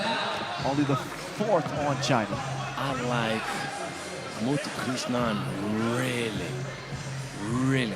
I'm telling you, his sense of change of speed. He's come out. The trickery, all of that. He's good. Yeah, he was pretty silent, pretty reserved in the qualifying draw. He looked like he might be the weakest link, and that's no disrespect. Yeah, but he the most discreet. Like the most discreet. But it was only because he wasn't getting the touches. Now that he's getting the rock, you see what he does with it. He's a specialist with the rock, like an archaeologist. He's coming into his own at the best of times for India. Come over here. No. Princess, clear it out. Give it to Muthu, and let's just watch him go to work. Prince, back to Muthu. Nice. He chunks the deuces. Peace out, homie. Peace out. 11-9 as India assumed the lead. Zhang attacks right back on the inside. Prince is smart, making sure he doesn't foul. Oh, they had Muthu on the cut there. They didn't give it to him. Singh decides to take it himself. Singh, whoa, he leans with it, rocks with it. Kicks it out to Prince. Prince is feeling it like emotions. Making the rain purple right now. And China will throw it away back over to India, who have the 13-10 lead. India's for real. India's for real, for real. They got ballers, shot callers. Travel called on Degard. Yeah. They got options. They can pass that thing like Stockton. And no matter who has the heads on the Wilson, they are a dangerous opponent for China. Whether it be Prince, Muthu, Singh, or Degar. Oh, throw that thing in reverse, why don't you? Oh, watch your back. Muthu on the drive with blew a tire. He's fouled on the way. Comes up a little bit gimpy. He's dead tired, but he has heart. He's not going to be denied. And now both teams in foul trouble. That is something that could be quite helpful for Team India with the aggressiveness of both Degar and Muthu Krishnan. Look at Prince though, man. His length preserves another possession. Muthu with 6 on the shot clock. ISO game. It's mano y mano, me and you, and I am better. I'm better. The man is a menace. Ooh, technical foul. On China? Yes. Oh, the frustration started to overflow. Whoa. Well, it's called for it, and that could be a backbreaker right there. Muthu has taken over. He is the star of the show for India. Not many dramatics in this one. This is more like a 10-minute action film, a movie starring Muthu. Arvind Muthu of Team India.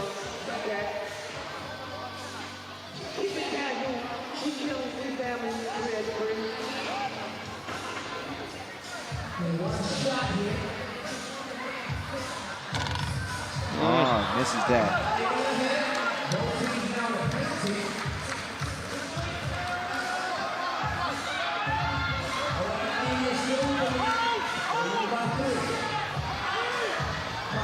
Oh, Prince. Look at this. Look at this. I got to call him the Condor, man. His wings are just too man. long. He stretches out for the smash. Answer, but a quick 2 from Guo. Degar missed it. Prince though. Johnny on the spot. Uh-oh, here go that man again. All eyes on him. And Muthu will miss it that time. Tipped out. Han would save it. Xiang. Oh, dropping the double. We're evened up. China ain't going nowhere. Prince going to the spin. Kicks it out. Finds Degar, who misfires. Oh, who's that off of? That's Blue ball. It's going to be India. He's going to have one opportunity to shoot it, but he's not going to be able to take any step. So you catch it and you launch a prayer up there. That speaks to Prince's length, man. He's longer than the Silk Road. Degar defended well. Up fake, off balance, drive and miss. Yan Peng, no. Don't foul if you're India. Go for. Muthu saves it, keeps it alive. Muthu driving, reverse. Why? Just go up strong. He was anticipating a contest. Just go to the layup either way. Yeah. Zhang, that was defended well. I'm not certain that Prince got a hand on that or not. I think he did. I think he what a good sport. What a good sport he is. He actually said, looked at the official and said, I touched it. I would never do that. But you stop. Thank you. Whoa, 2 to shoot. No good. Zhang will keep it alive. Uh-oh, yeah, that's a bump. That's a bump on Singh. And that is obviously the 8th foul. Both teams were already in the penalty. So China will get a chance to take the lead here at the free throw line, shooting not 1 but 2. So since Group B crosses with Group D,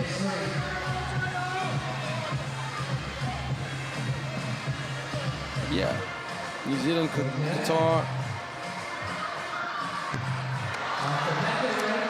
Kind of like the quarterfinals that could give us. In which order now? Well, we'll find out. Yeah, this one's tied. So who would you rather see? Would you rather see New Zealand or would you rather see Qatar in the quarterfinals? Well, they're both going to go there. Now, the question is, who is playing who? And that's what I'm saying. Who's playing China? Who's playing India? If you're China or India, who do you think you match up better with? I don't think anybody matches up well with India. Whether it be New Zealand or Qatar. Yeah. Well, Prince, oh yeah. Oh, and they got to stop debating with the officials now. Prince didn't feel like he traveled. I'd have to get a super slow-mo on that, but from my initial look, it looked like he drug the pivot. Tech is assessed. If you're New Zealand, you probably want to play a team like India more than you would China. Because China is just so strong, and that means that you got to battle down low all game long, and they're going to look for that mismatch. I don't know. You see, I'm talking about that mismatch. Prince has the length that they don't have. He's longer than the TED Talk. And it is paying off for India. Dagar. Let me take you to the crib real quick. I got to drop something off. India cannot afford to foul, you know that. No, they can't. And China, for some reason, force up a shot way early in the shot clock. Muthu.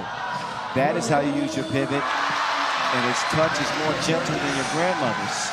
Great body control.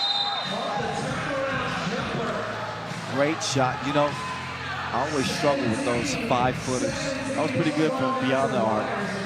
Mid-range, okay, but it was those shorties, those 5, 6, 7 footers. You got to have in great the paint, touch. close to the cup. 17 up. Muthu climbing a great wall. Outsized, but showed great effort and heart there. He'll walk it up top. And now Guo will put him to the test. Don't foul. Don't foul.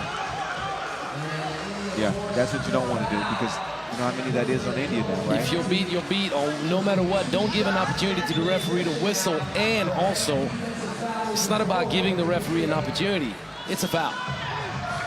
The 10th on India, by the way, with 1:20 to go. That means double penalty, ladies and gentlemen. That means 2 free throws and possession for China. Guo blows the first. They'll try to take the lead here.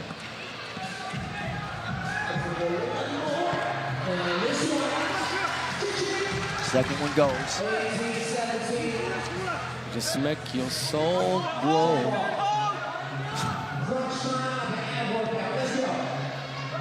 (18-17). Nice cut and feed. Fine. Pengyan scores it. And now China will foul. Kind of unnecessarily. That would put India on the line with Muthu stepping up with 2 that could tie, but they won't get possession. They aren't in the double penalty. China isn't. But still 2 free looks at the line. You would think that this is a play-in game. Both of these teams are quarterfinal bound already. You want to get that top spot no matter what. I'd have to look at the populations of each nation, China and India. Ooh, I mean, I'm not sure who has the most. Yeah. I don't want to say something stupid. I'll give you that info. Whoa! D2! Game over! He says we gotta grow. And you for 2, and that's it. China, undefeated. They get the top seed out of the group. And they are looking good heading into the quarterfinals. Both teams. Well, yeah, both teams. Both teams. I mean, we'll find out who they play because New Zealand and Qatar still have to play to decide who will be the 1 or the 2 if you're out of that D, group. it's not like it's a good look to play against any of those 2 teams. Oh, I have that information. I do too. I got the number here. Thank you, love. CC. Well, yeah, so it's India. Yeah, India has more people than China, man. 1.43 million. Million is 1.4 billion. Okay, I was going to say. 1.4 billion. We're talking about billion of people. Okay. So I think we know where the viewership is in this game. We'll see. We got the two largest countries in the world battling and giving us the best show. That's massive. That is for sure.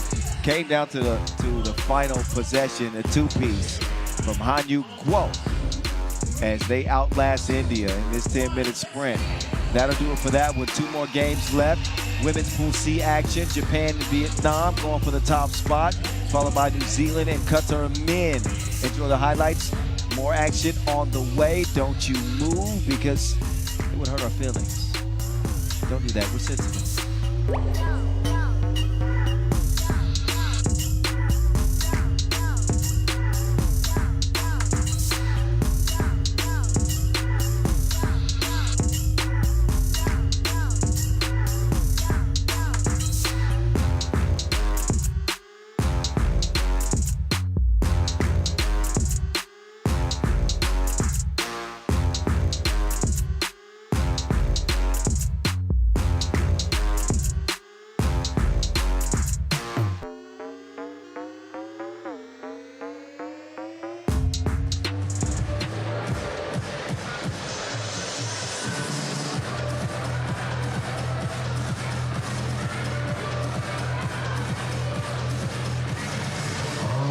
So that is how things wrapped up in men's Pool B action. We won't know who they face in the quarters until the conclusion of our final game of the day. We'll know how the women's competition is going to face it. Well, we know Singapore's not in. We do know that our next 2 squads you'll see in Japan and Vietnam are quarterfinal bound. 1 seed matters. 1 seed matters. So they don't have to worry about New Zealand as they have been ousted. Who will play China? Who will play Republic of Korea? Yes. And also, this matchup is quite interesting. It's clearly between the 2 best teams in the group. And both teams performed quite well, I would say so, in their first game. But I'm still curious to watch how Vietnam is going to handle the speed with a team with which they physically match up quite well. It's like, I even think that they have the physical advantage in the paint right now, Vietnam. But Japan has followed the guidelines. They know what they're looking for, and they've done it successfully. Now, can Vietnam bring up the heat defensively and keep up with Fatoumata Nishi? That's a good thing. If you manage to stay with her all game long. She's going to be put to the test. Yeah. Like, the young buck now is going to have some trouble. We're going to see what Konnichiwa, as Angelo said earlier.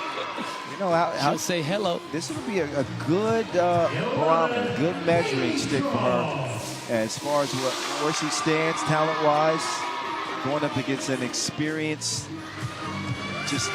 basketball players in general. With the Chuang twins taking the court first, and a very, very balanced and dangerous Vietnam team who don't look like they played in the qualifying draw. They are fresh, they are sharp, or they were, hoping that trend continues into this one. Nguyen, last out. Not to forget about Thu Hang, who really stepped her game up as well yesterday. You could see the flags flying. Represent, represent. I'm telling them that. They can't hear me anymore. No, they can't.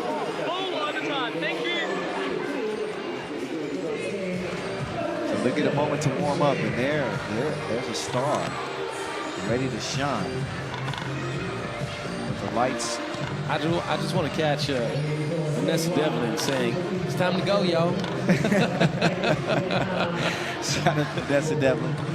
Got a beautiful baby boy here. Oh yeah, like that was unfair because when she brought her son with her on the court, I was like, no. Stole the show. Completely stole the show. We cared nothing about what was happening on the court. It was all about the baby boy. Oh man, like I wasn't watching no more basketball. My heart was melted.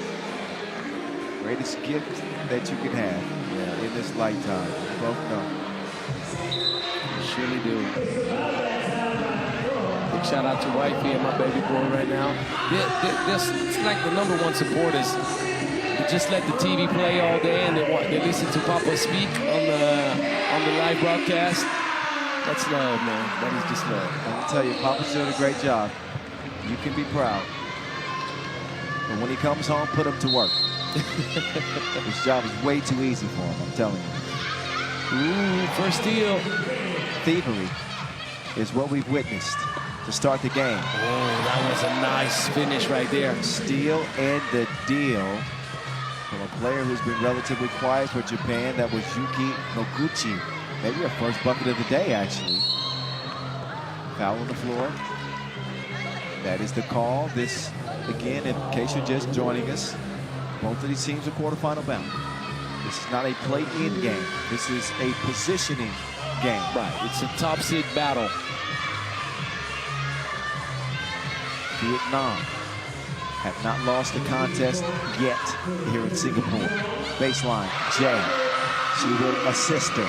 Sister, that is. Vietnamese.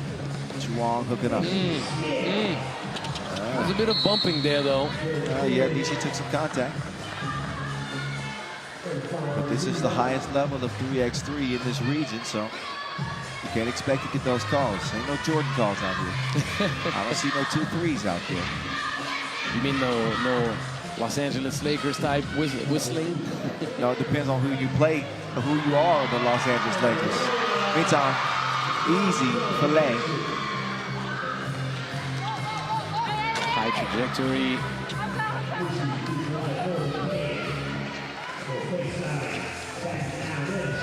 Strong drive.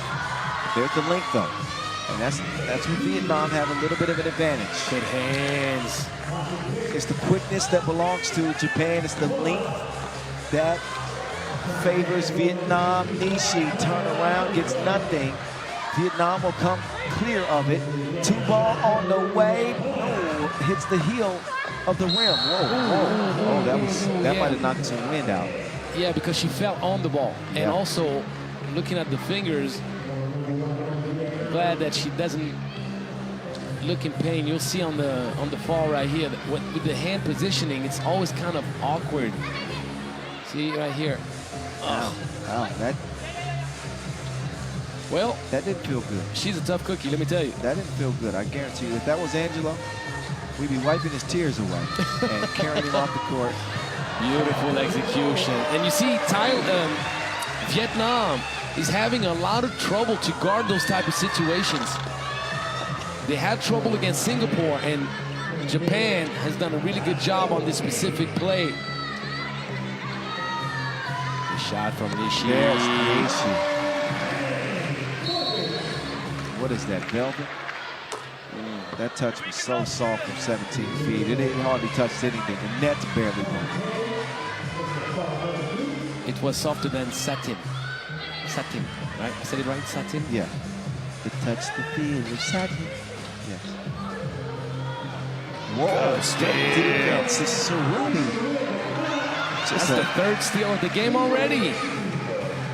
She is a nuisance defensively. And Japan lead it 4-2. Oh! But the Twins are going to have to bring the full bag of tricks to get away from that defensive ball pressure. I don't think we've even seen the full bag of tricks from the Twins yet. They're going to have to bring it. Because the Japanese ladies are scrappy, very intense. Hands are very active. Nothing's going to be easy. The Republic of Korea and China await their matchup. It's going to be one of these two teams. Give me that. Wait a minute, you better clear it.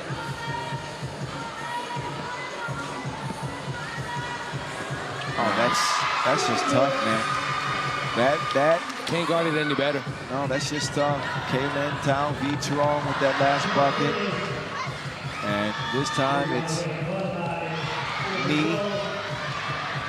Oh, yes. Hezzy, Don delivery, extra passes made. Nishi on the run like Beyonce's tour.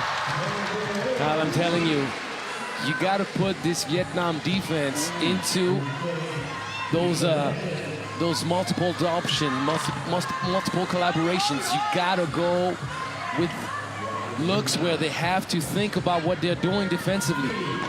Nishi, no good. That's all. She definitely got shoved in the back right there. Definitely a push in the back. That one whistled on KD Tao Ni Strong.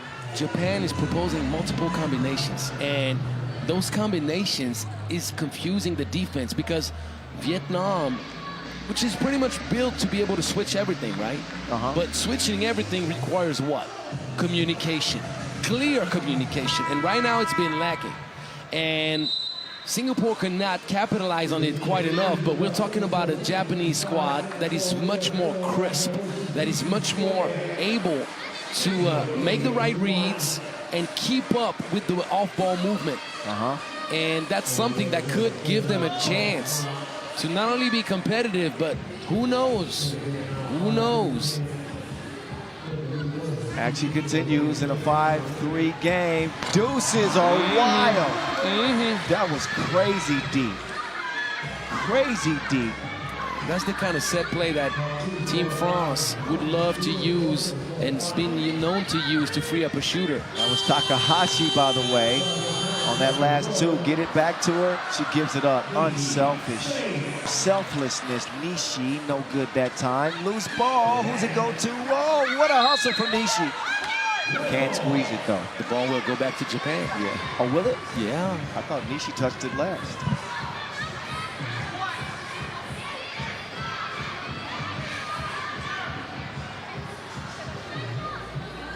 Another look at the replay, and we will see, in fact, who did touch that.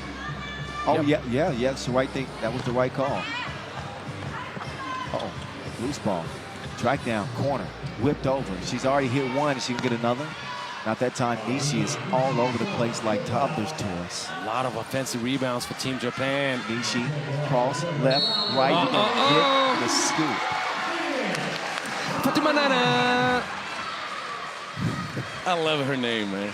Fatima Nana. I love her name. Well, she's giving and us, I love her game. I love her name, but I love her game even more. She's giving us a lot to like. Again, 21 years old. Star of the U23 level, now representing on the senior national team for the first time. And she will misfire on the free throw, but look, Japan will lead this thing 8-5. And you better believe other teams are scouting this game. They want to see the vulnerabilities and the weaknesses potentially on this Vietnamese team. Well, I've been talking about those vulnerabilities defensively during the game of Singapore, and you gave me a lot of trouble. You were teasing me a lot, but at the end of the day, Japan is pressing on that same weakness I mentioned, though. I have not teased you once. You were teasing me. Teasing me. Stop it. 8-4. We're back on our best behavior. But Japan are still wilding out. Well, doing exactly what they're supposed to do. Get Vietnam on the move defensively.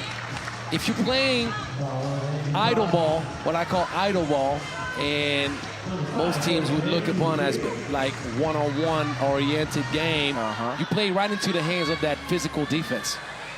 They're physical and scrappy. They can match up with anybody. But if you get them on the move and force them to communicate, now you have a chance. So Vietnam get right back to it. They get the score from Kaylin Tao Vietron. That's a two. That's a two. Two off the window. That gets a smile from Truong. I'm not sure she's showing her true feelings. She laughed that two-piece off, but it's like, hey, this ain't no laughing matter. Japan all over Vietnam right now. As Kay Lee comes up a little gimpy off of the floor, she's going to substitute out for a moment. Boz, Vince, I told y'all about Japan, didn't I? Didn't I? All right, let's not. Cross. Let them know. I'm just telling them. Y'all check out the Word on the Streets podcast. Place the E's with threes. And you'll see what I said about Japan. This game ain't over with yet, so. Whoa. That's right in our front door right here. Hello. Nice to meet y'all. Takahashi, man, she's just so intense. Anything coming her way, she's going after it. And you know, effort matters. I mean, skill matters, but oftentimes it really comes down to making the extra effort to get the plays to, you know, the 50-50 balls. Like, that matters. And even when it comes to talent, I'm not sure that Vietnam is a vastly more talented team, are they? On paper, yes. On paper, yes. Yes. You don't win the games on paper, you win them between the lines. You surely don't. Right? Yep. So we're going to see who's who and what's what in the next 4 minutes and 12 seconds. Vietnam, plenty of time to get back in it. That ain't going to help. It is Nishi. Off the mark that time. Keeping the eyes up. Nishi looking for a cutter. Man. And she's going to find her. Japan doing exactly what they're supposed to. Get that Vietnam defense on the move. Force them to follow. Force them to deny those cuts and bump you on the way there. They are not doing it. They don't want to do it so far. And until they wake up, yes, they're going to struggle. They like to move it moving. They like to, that's all they've been doing. Body movement, ball movement. And what do you see on the other side, though? Stagnation. Stagnation. ISO ball. ISO ball. Okay.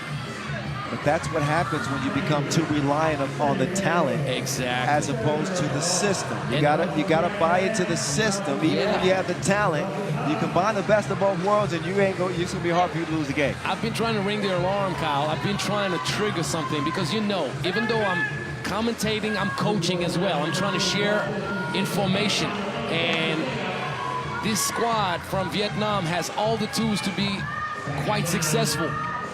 In the post office, 3 in the key. 3 with your back to the basket as you play one-on-one. Okay, okay, but the signal was actually 3 in the key. 3 to the back to the bucket is like this. Ah, they do. I see what you mean. So 3 in the paint. Yes. Thank you but that was the right call. What you said, I just think the signal was not there. Yes. Oh, pick and roll action. What happened? This is a 14-6 game, man. Yes, yes, it is. What is happening right now? Is Japan that good, or is Vietnam struggling that poorly? It's both. They're struggling defensively because Japan is doing exactly what they're supposed to do. Get them on the move. I'm going to say Japan and their system is that good. Japan and the system is that good. I think they're that good. But offensively, Vietnam, and defensively, Vietnam is struggling for the 2 reasons that were mentioned. Too idle, too reliant on talent, and not enough on sharing the wealth and getting the defense off balance. And when you have such an aggressive defense against you, I mean, Japan is denying everything. Every movement you make, they're going to be keeping hands on you. They're going to deny access to the paint. They're going to push you and make you work hard. And then they're going to force you to play defense. Look, you're right about it, but the defense from them has been nothing short of tenacious. I mean, honestly. See, always hands, hands. That's the first time that the defense breaks down. First time that I've seen them break down. There's a conversion on the inside, though. It's Vietnam. They do trim it to the lead a bit. It's 14-7. And Japan, all they do is attack the rack. They come away with no bucket there. Up fake, slight hezzy, step back. The Twins are going to share it. Look at this defense. That rock is left and then released. And look at the D, Kyle. Look at the D, Kyle. I'm telling you. It's so cold in the D. You don't know that. D it's for so Detroit. Cold in the D. Yep. How the heck is you supposed to keep peace? It's all. Okay, I'll show myself out. I'll step aside for a second. Watch out, Kyle. I'm about to hit that mute button. Sometimes we got to think about the things that come out of our mouths before we actually let them come out of our lips. I didn't do it that time. That's a penalty on me. And you know what I love about Japan? They're the perfect ambassadors of proving that 3x3 opens the door for everybody. It doesn't matter what your morphotype is or whether you're undersized. you can compete with anybody. Look at this. Beautiful. Threading the needle.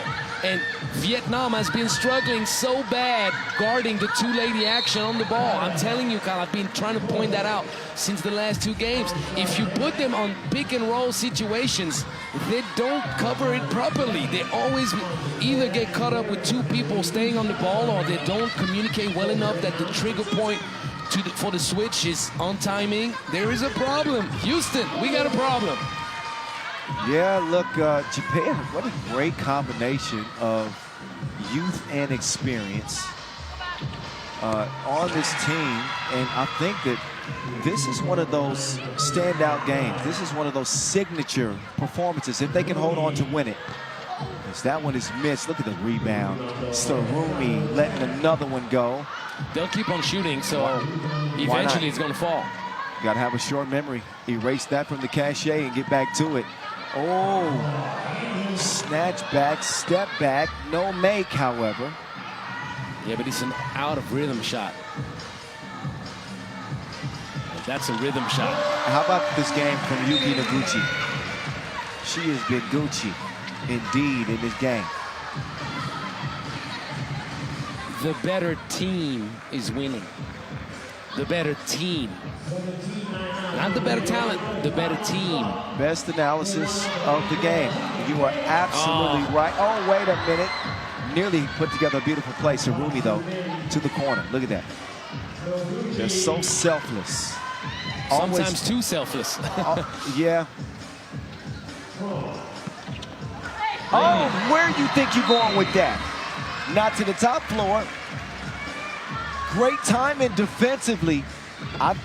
She's played the best game of the Japanese team.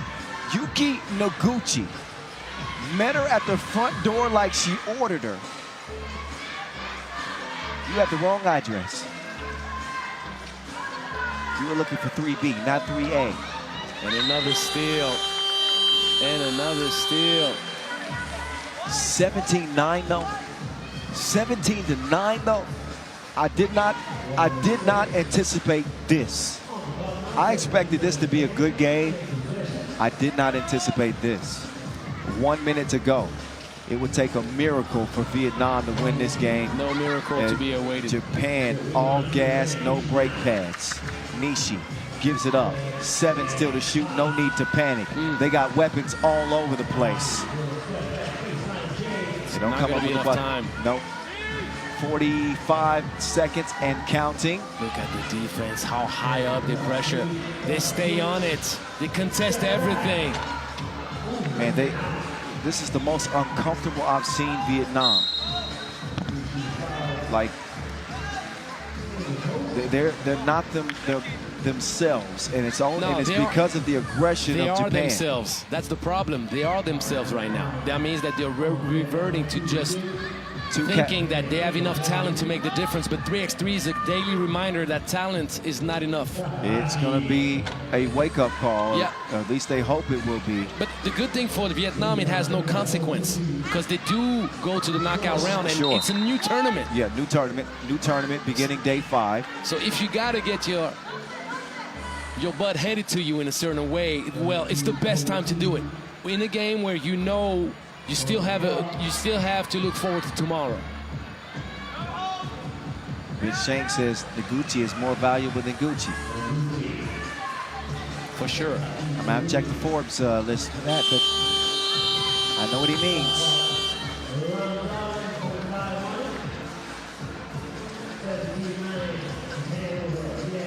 11.5 seconds. Well, the question is, would you have a Gucci bag or Noguchi in her bag? I prefer that option.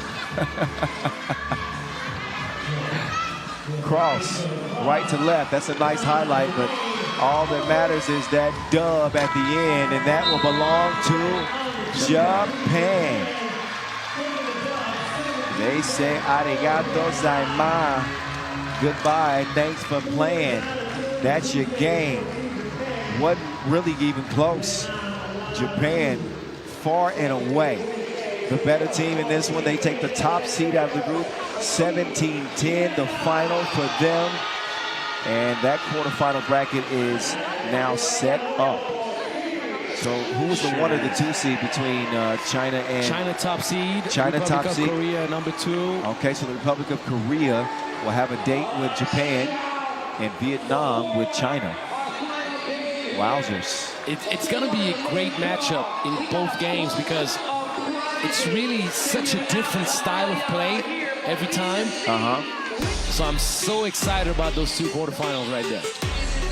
Well, here are the highlights for you. Enjoy them while you can because we got one more game left on the schedule. Wow. And it'll be coming up here in just a few moments. Men's action. New Zealand, Qatar, both qualified to the quarters. But the 1 seed is up for grabs between 2 former Asia Cup powerhouses trying to regain their top spot. We'll see what happens next.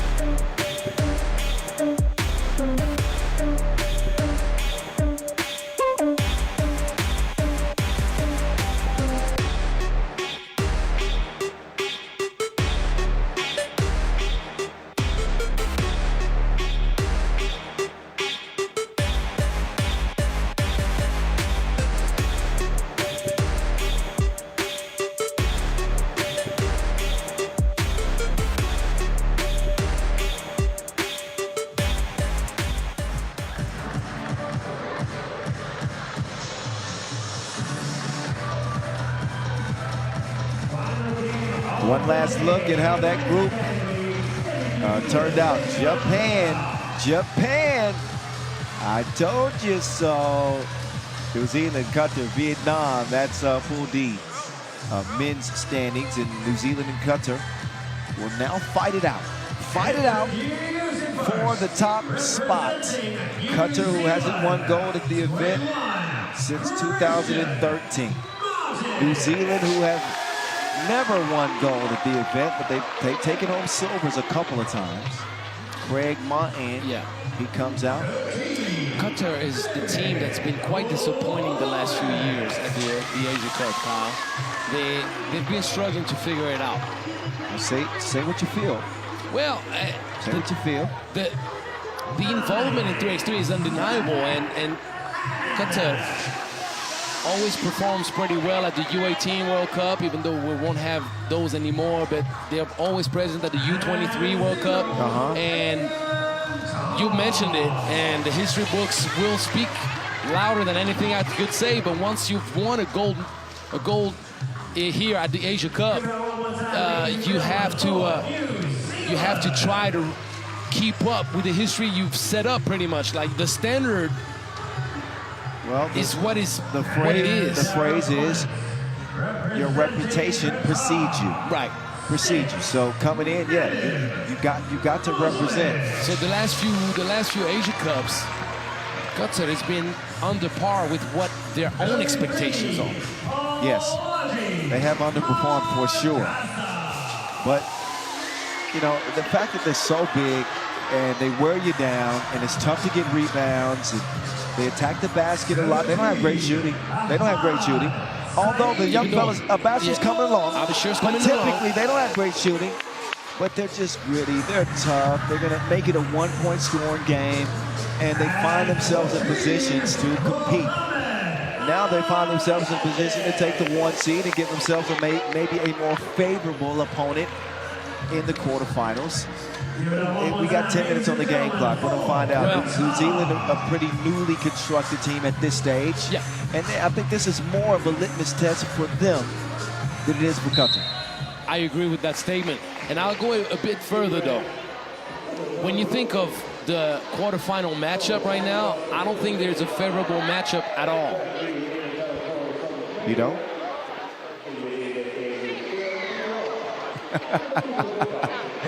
I wasn't always paying attention. No, but when you got players interacting with you, what can you say? So I've been doing it for a long time. Yes, obviously. He's been doing this for a long time. But I was going back to what I was saying, Kyle. Can you really say it's a more favorable matchup when you think that you're going to play either China or India? For me, it's potato. Well, not See for what I me. mean? No, I don't think they're interchangeable. For I know Qatar? China won that game, but I would not, if I'm Qatar, I don't want to see that speed of India. I think that So is. you think they match up better with China? Yeah, absolutely. Qatar Yeah, but absolutely lines up better against China. But you know they want to finish top seed. You know they want to win this game. Of course they do. So at the end of the day, what you want most sometimes can hurt you. I know. Winning comes with a cost sometimes. Sadly. Yes. But that's my thoughts. I think as a team, I don't think you worry about who you play. You got to win. You got to go through tough teams anyway to get to win the championship. Yes, here. So you can't get caught up in matchups and no, we're going to take whoever comes. Whoever comes. I so agree with you, Kyle. For me personally, my thought process is I want to be a champion. So to be the champion, you got to beat everybody anyway. We start our last contest of the first day of the main draw. Hashim, he's got some roadkill with a strong move on the post that doesn't amount to any points for Qatar in their opening possession. So New Zealand will begin operation. Jumped off. Oh my goodness, that's a touchdown. He was out of bounds. Bashir. Neda Muslic. He almost sent that to his own coach in the stands.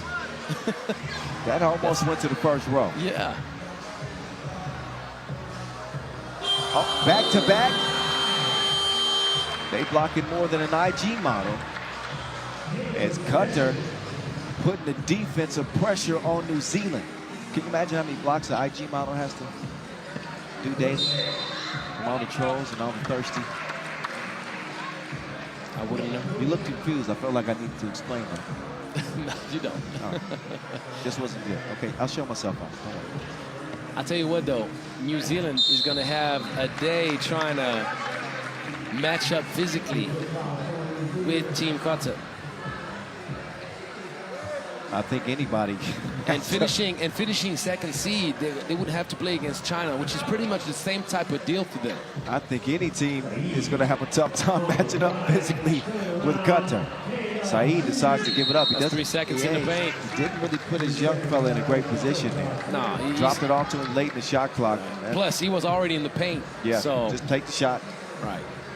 And let your teammate either battle for offensive rebound if necessary. Here's Hannah.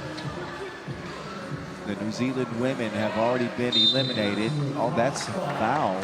Martin tripped up beyond 2-point arc, so the Tall Blacks are the remaining hope for New Zealand. They'll be in it no matter what, but once again, that gives you quite a few ideas of what you can expect, seeing how you match up against such a physical squad. Asia Cup 2025, the 8th edition. 2 days of action already gone as we started with the qualifying draw. This is the main draw, and Lewis has drawn his weapon. Shoots and hits the target to get the scoring started for the Tall Blacks. Saeed forces the action that time. Yeah, Bobo. Bobo, my goodness. You're putting too much elbow into it. Every time you say the name, it gives you shivers. Magasa. Say it again. Magasa. Say it again. Magasa. Hey. One zip. I think you're having too much fun. I'll tell you what, Magasa is stronger than Mufasa down low. That's for damn sure. He heard us saying his name. He gave us a smile just now. That's what you want, though. That's what we do. That's such a tough shot. That's silly. If he made that shot, and Lewis is going to laugh that one off. 1.7 left, so he'll have another heave attempt. And Muslic was having none of that. The veteran Muslic will take over the possession at the top of the key. And again, Muslic will travel. That's not good. And now he's going to You get the warning, yeah. You don't do that. That's the right. Muslich, frustrated with the call, decided to demonstrate to official simple. You can do it probably once and be tolerated, but not 3 times in a row. Can't do it. He slows down the game. That was a worthy warning. He's lucky he didn't get a technical. Oh. I guess the bank is still open. What time is it now? Well, you're in Singapore. I need to make a deposit anyway. That one counts for 2 for New Zealand. Underneath. Bobo. No. Does not get it to go. Martin. Quick draw. McGraw. He went to art school. Just how he drew it up. Are you kidding me, Kyle? Are you kidding me? He can taste the leather. Like, you cannot contest any better. No, look at this. Hand off. Release, hand up. I mean, so what? Mouth. Mouth. And Muslich has double pain because he got kind of smacked in the mouth and he had to taste the rainbow from a distance. That was strong. That was a grown man move from Muslich. He finally gets Qatar on the board. Yeah, the 2 is worth more than 1. Lou was trying to get tricky with that thing. 2-ball that was off the iron. Muslich runs into trouble. He regains the dribble. Saeed picks up the dribble. Muslich up fake. Drives hard left. Muslich, yes, indeed. On the way up. Shooting foul.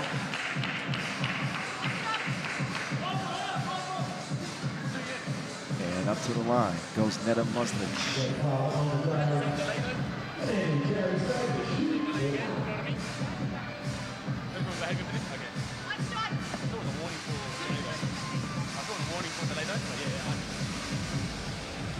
Muslich is good at the strike.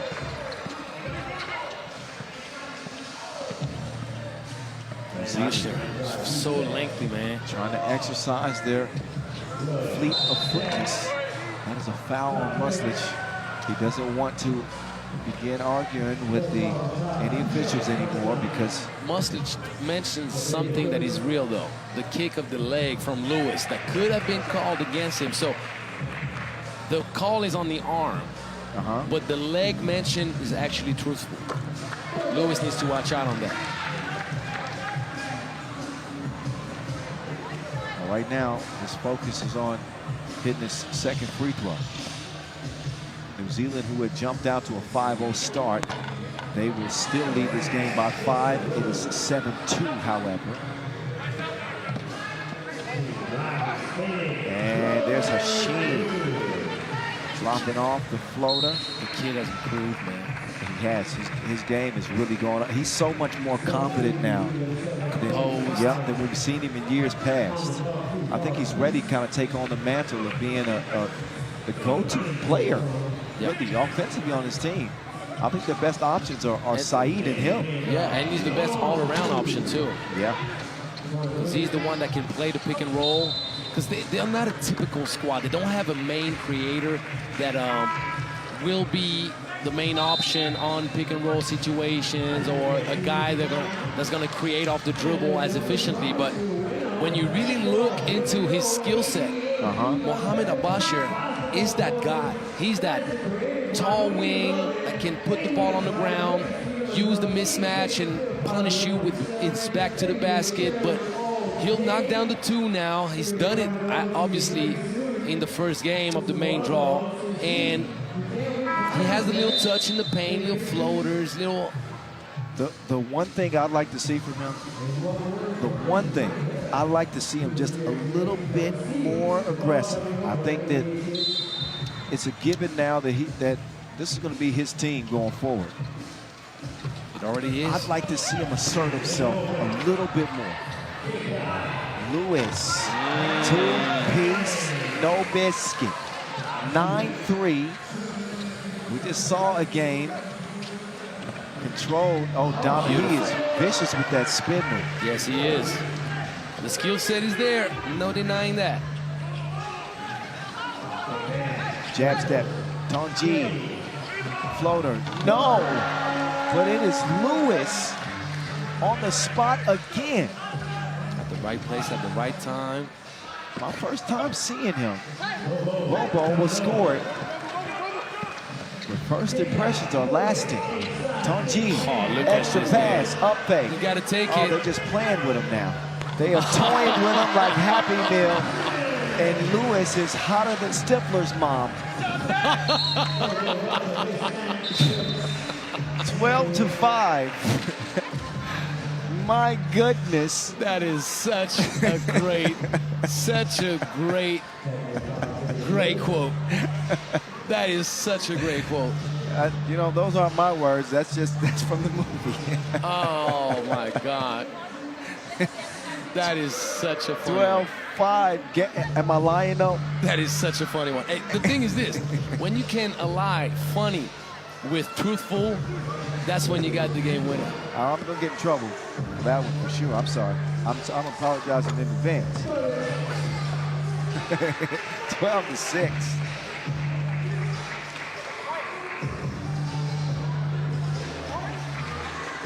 How about New Zealand, man?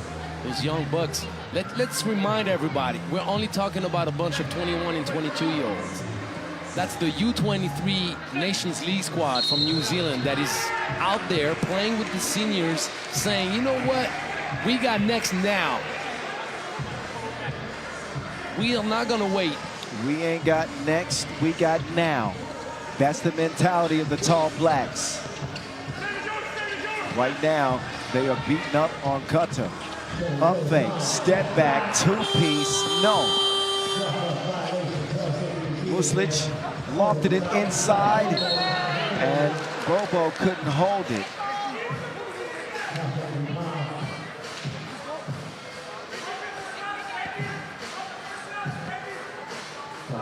Magasa will get a breather. Hashim. He's decided to take matters into his own hands. He senses the sense of urgency for his team right now. But they got to find an answer for Lewis. That two is off the mark. Tonji gets it back. Tonji, wait, oh, they didn't touch any iron. I'm not sure about that one, Kyle. I'm not sure about that one.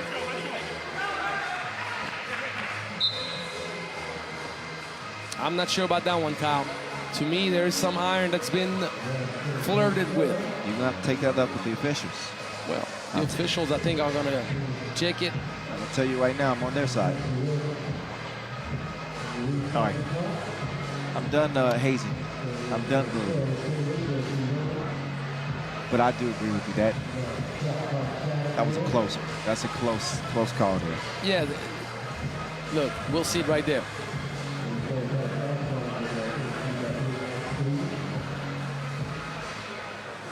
It's such an awkward look. I mean, can they back it up a little bit?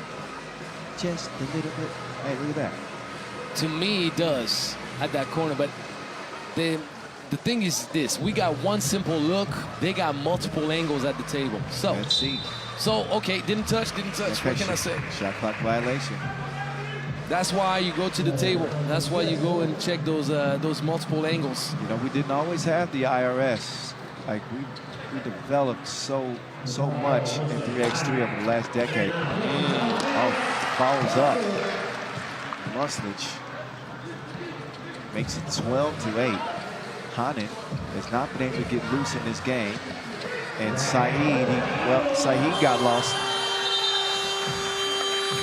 Shot clock violation, slick move. Let's give credit where credit is due. Qatar plays tough, focused defense right now. That's what gets them an opportunity to come back in this game. So these two are fighting it out for the one seed. That's a flop if I ever seen one.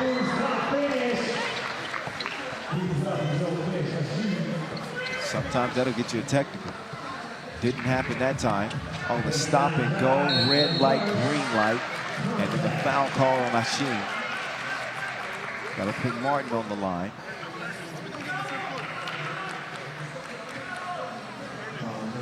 So Martin. Christian Craig Martin, that is. 21 years young. Martin. You did not watch that show. Did you? Are you denying that? You know who Are you Brutman, doubting you know that? who Brutman from the Fifth Flow is. You know who that is. Oh, I wasn't supposed to do that. My bad. Okay, so you, all right. Back iron, no good. Poked I'm a away. little bit hurt that you would doubt me. Sorry, A little bit hurt. I didn't know. I mean, haven't I proven? Haven't I proven to you? Yes, you have. After that one, 12-9. But we got right here. Still some things to prove between the lines. 12-9 contest. Saeed does not get the package. Instead, Hashim is going to take it. Great contest, up high, clean. Yeah. Haney. Not that time. But it says, as impressed as I was with Japan and then went over Vietnam, I think I'm equally as impressed with New Zealand in the way they played here against Qatar. For sure. They're really showing me something right now. I got to be honest. But I'll tell you a what. lot of game left. I got a lot of game left. If New Zealand manages to pull off the victory, I would be more impressed with the boys from New Zealand than I would be with the Japanese ladies. Because what they have to go through defensively right now, the matchup, the intensity, Qatar is playing a grown man's game right now. They're not messing around defensively. They make the young kids on the block work for everything they got. And it's crazy because they're playing like grown men and they're barely street league. Yeah. They're 21 years old. Oh, Muslish misfired. Tonji has it poked away. Lewis has been the most dangerous offensive player for the Tall Blacks so far. Danger! He misses. Fourth shot right there. Substitution is made. Hashim is back in. Abasha, that is. So we've hit quite a blizzard now. Both teams are struggling to put the ball in the basket, and the defense has overtaken both sides of the court. New Zealand is not backing up. I think that favors Qatar. A low-scoring game always favors Qatar. We saw the hot start, and that hot start for New Zealand really came because the efficiency from beyond the two-point arc. Lewis got it going there for a while, but now the game is starting to slow, like you just mentioned. Right. And as it started to slow, guess who's starting to creep up? Qatar. All right, 12-9. A lot of game to be played left. I don't want to give New Zealand flowers yet. It's anybody's game. Top seed on the line. For sure. For sure. Nice execution out of the timeout. Oh, that is, yeah, that's a hard foul. It's not going to be on the floor. It's a shooting foul.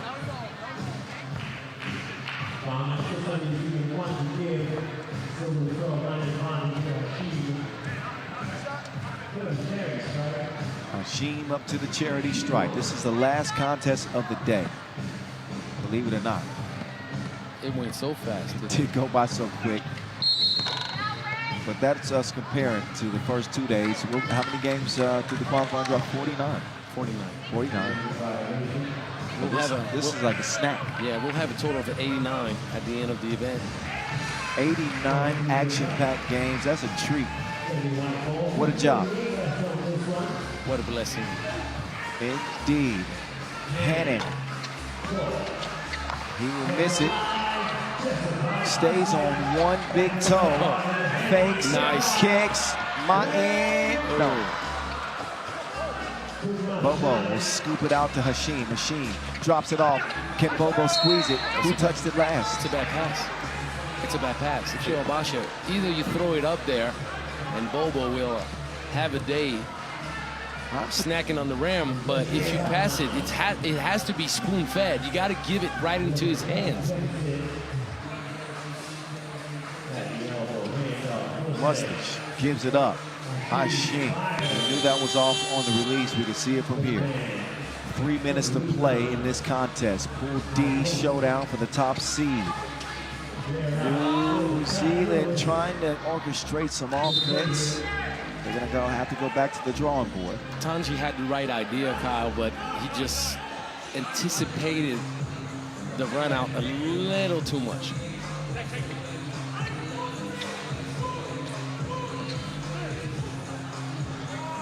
Ruslich firing that one from way out deep. Tanji's doing a great job on the box outs. He's making sure he cleans everything up. Look at the long arms of Saeed, breaks it up. Oh, Tanji had him lost like a tourist. Which way is the Eiffel? That was for you. I appreciate that. Sheen inside for the score. Soon it'll be, where's the Parthenon for you? Hayden, moving right. Wait a minute, he decides to get to Lewis. Lewis, he just shooting twos. I think he's falling in love with that a little bit. Well, he's doing it and doing it well. Doing it and doing it and doing it. Wow. Hashim connects. We got a 1-point game now. And offensive foul on Lewis. That's the experience speaking right there from Lustig. Low scoring game favors Qatar. And if they hit a couple of twos, sometimes that's all the difference. Well, right now I'm looking at foul trouble more than the outside shooting. Both of them are in the penalty. Right, but physically wise, you're looking at a potential problem on the rebounding end, especially with Tanji out of the court.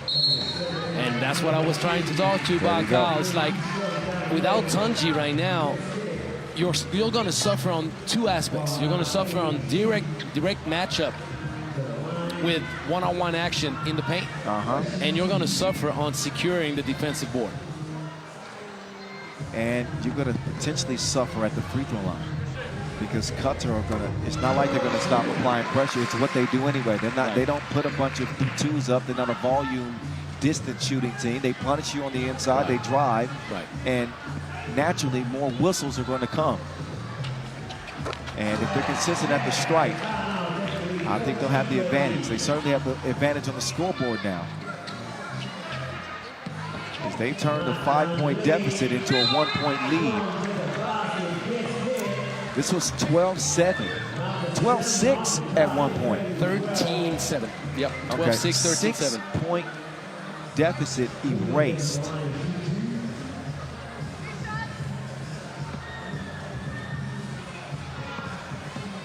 With an 8-1 run.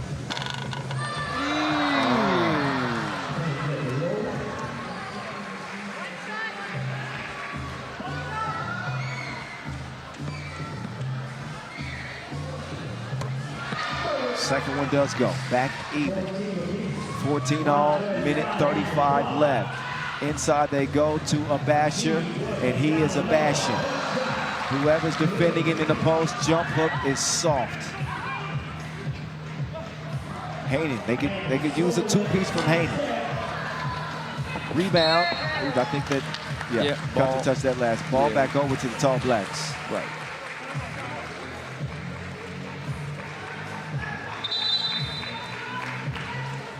And timeout on the floor. Minute 17 left.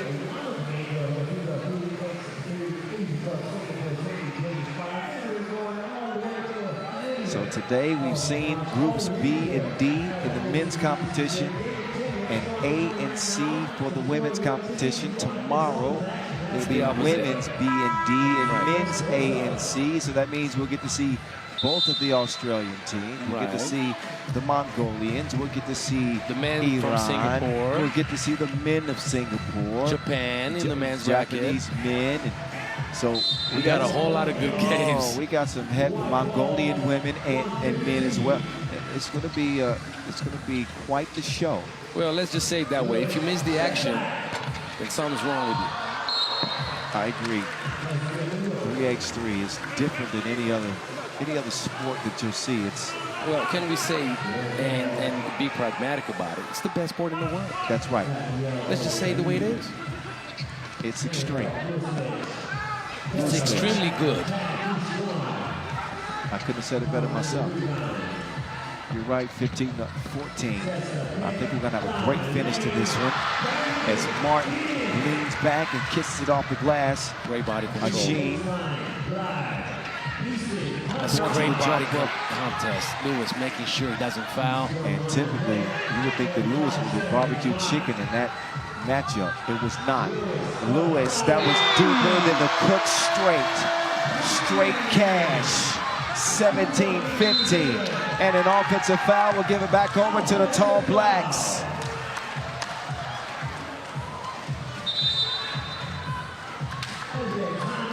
.24 seconds left in this game. Both teams in the penalty. New Zealand with a slim advantage. Ball will go over to Qatar. They go for a quick one, or do they look for a two here?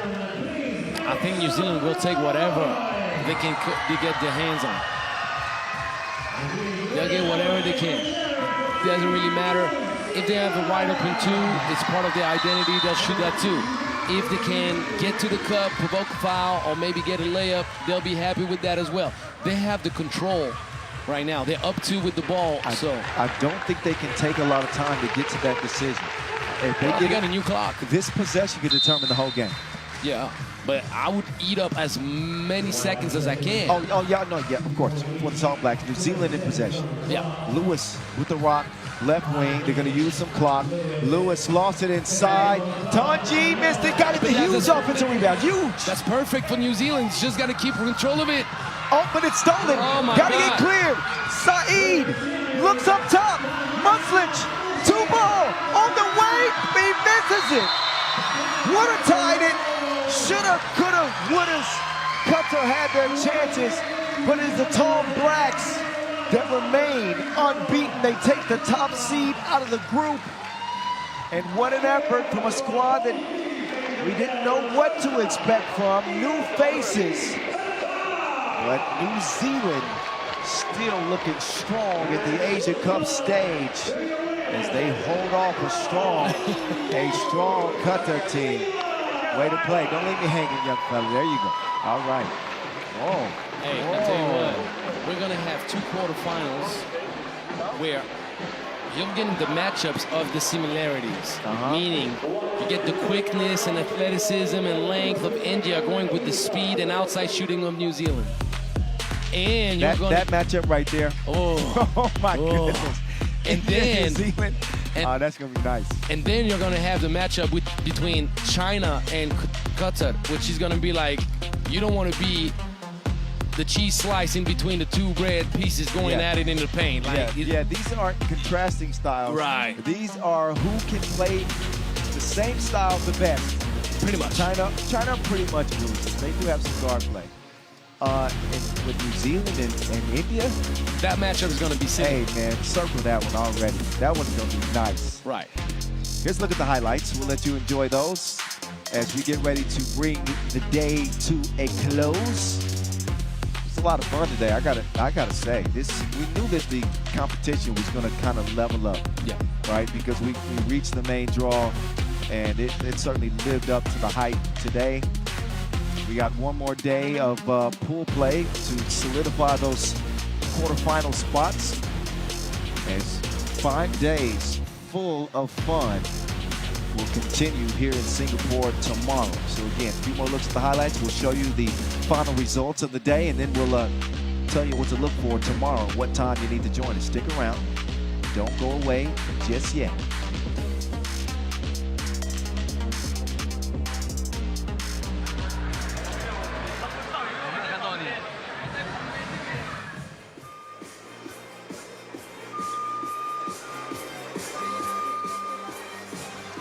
I got a feeling that tonight's gonna be a great day, a beautiful evening here in Singapore. Here are your men's pool phase results from the day. You know what I like, Kyle? What?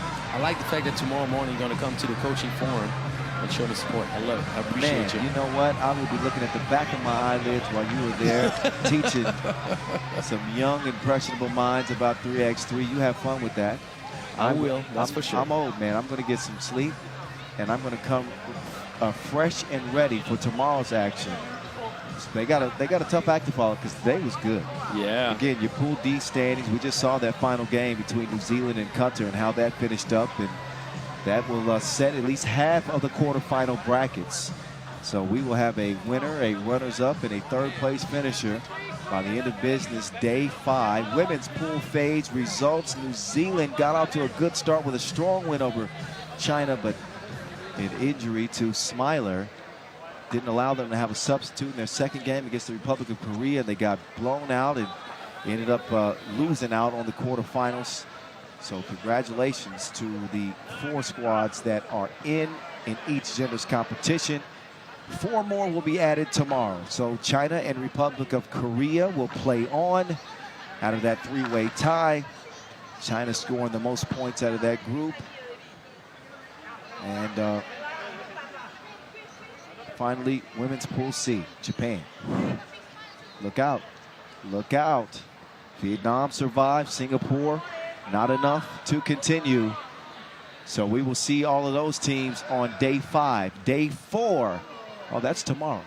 Tomorrow afternoon, same time, same place. We start at 2:30 local time for the last day of group play. For Angelo the Czar Zakarakis, I'm Kyle, the voice of 3x3 Montgomery, saying good night, good day, good afternoon. We'll see you tomorrow, 2:30 from here in Singapore.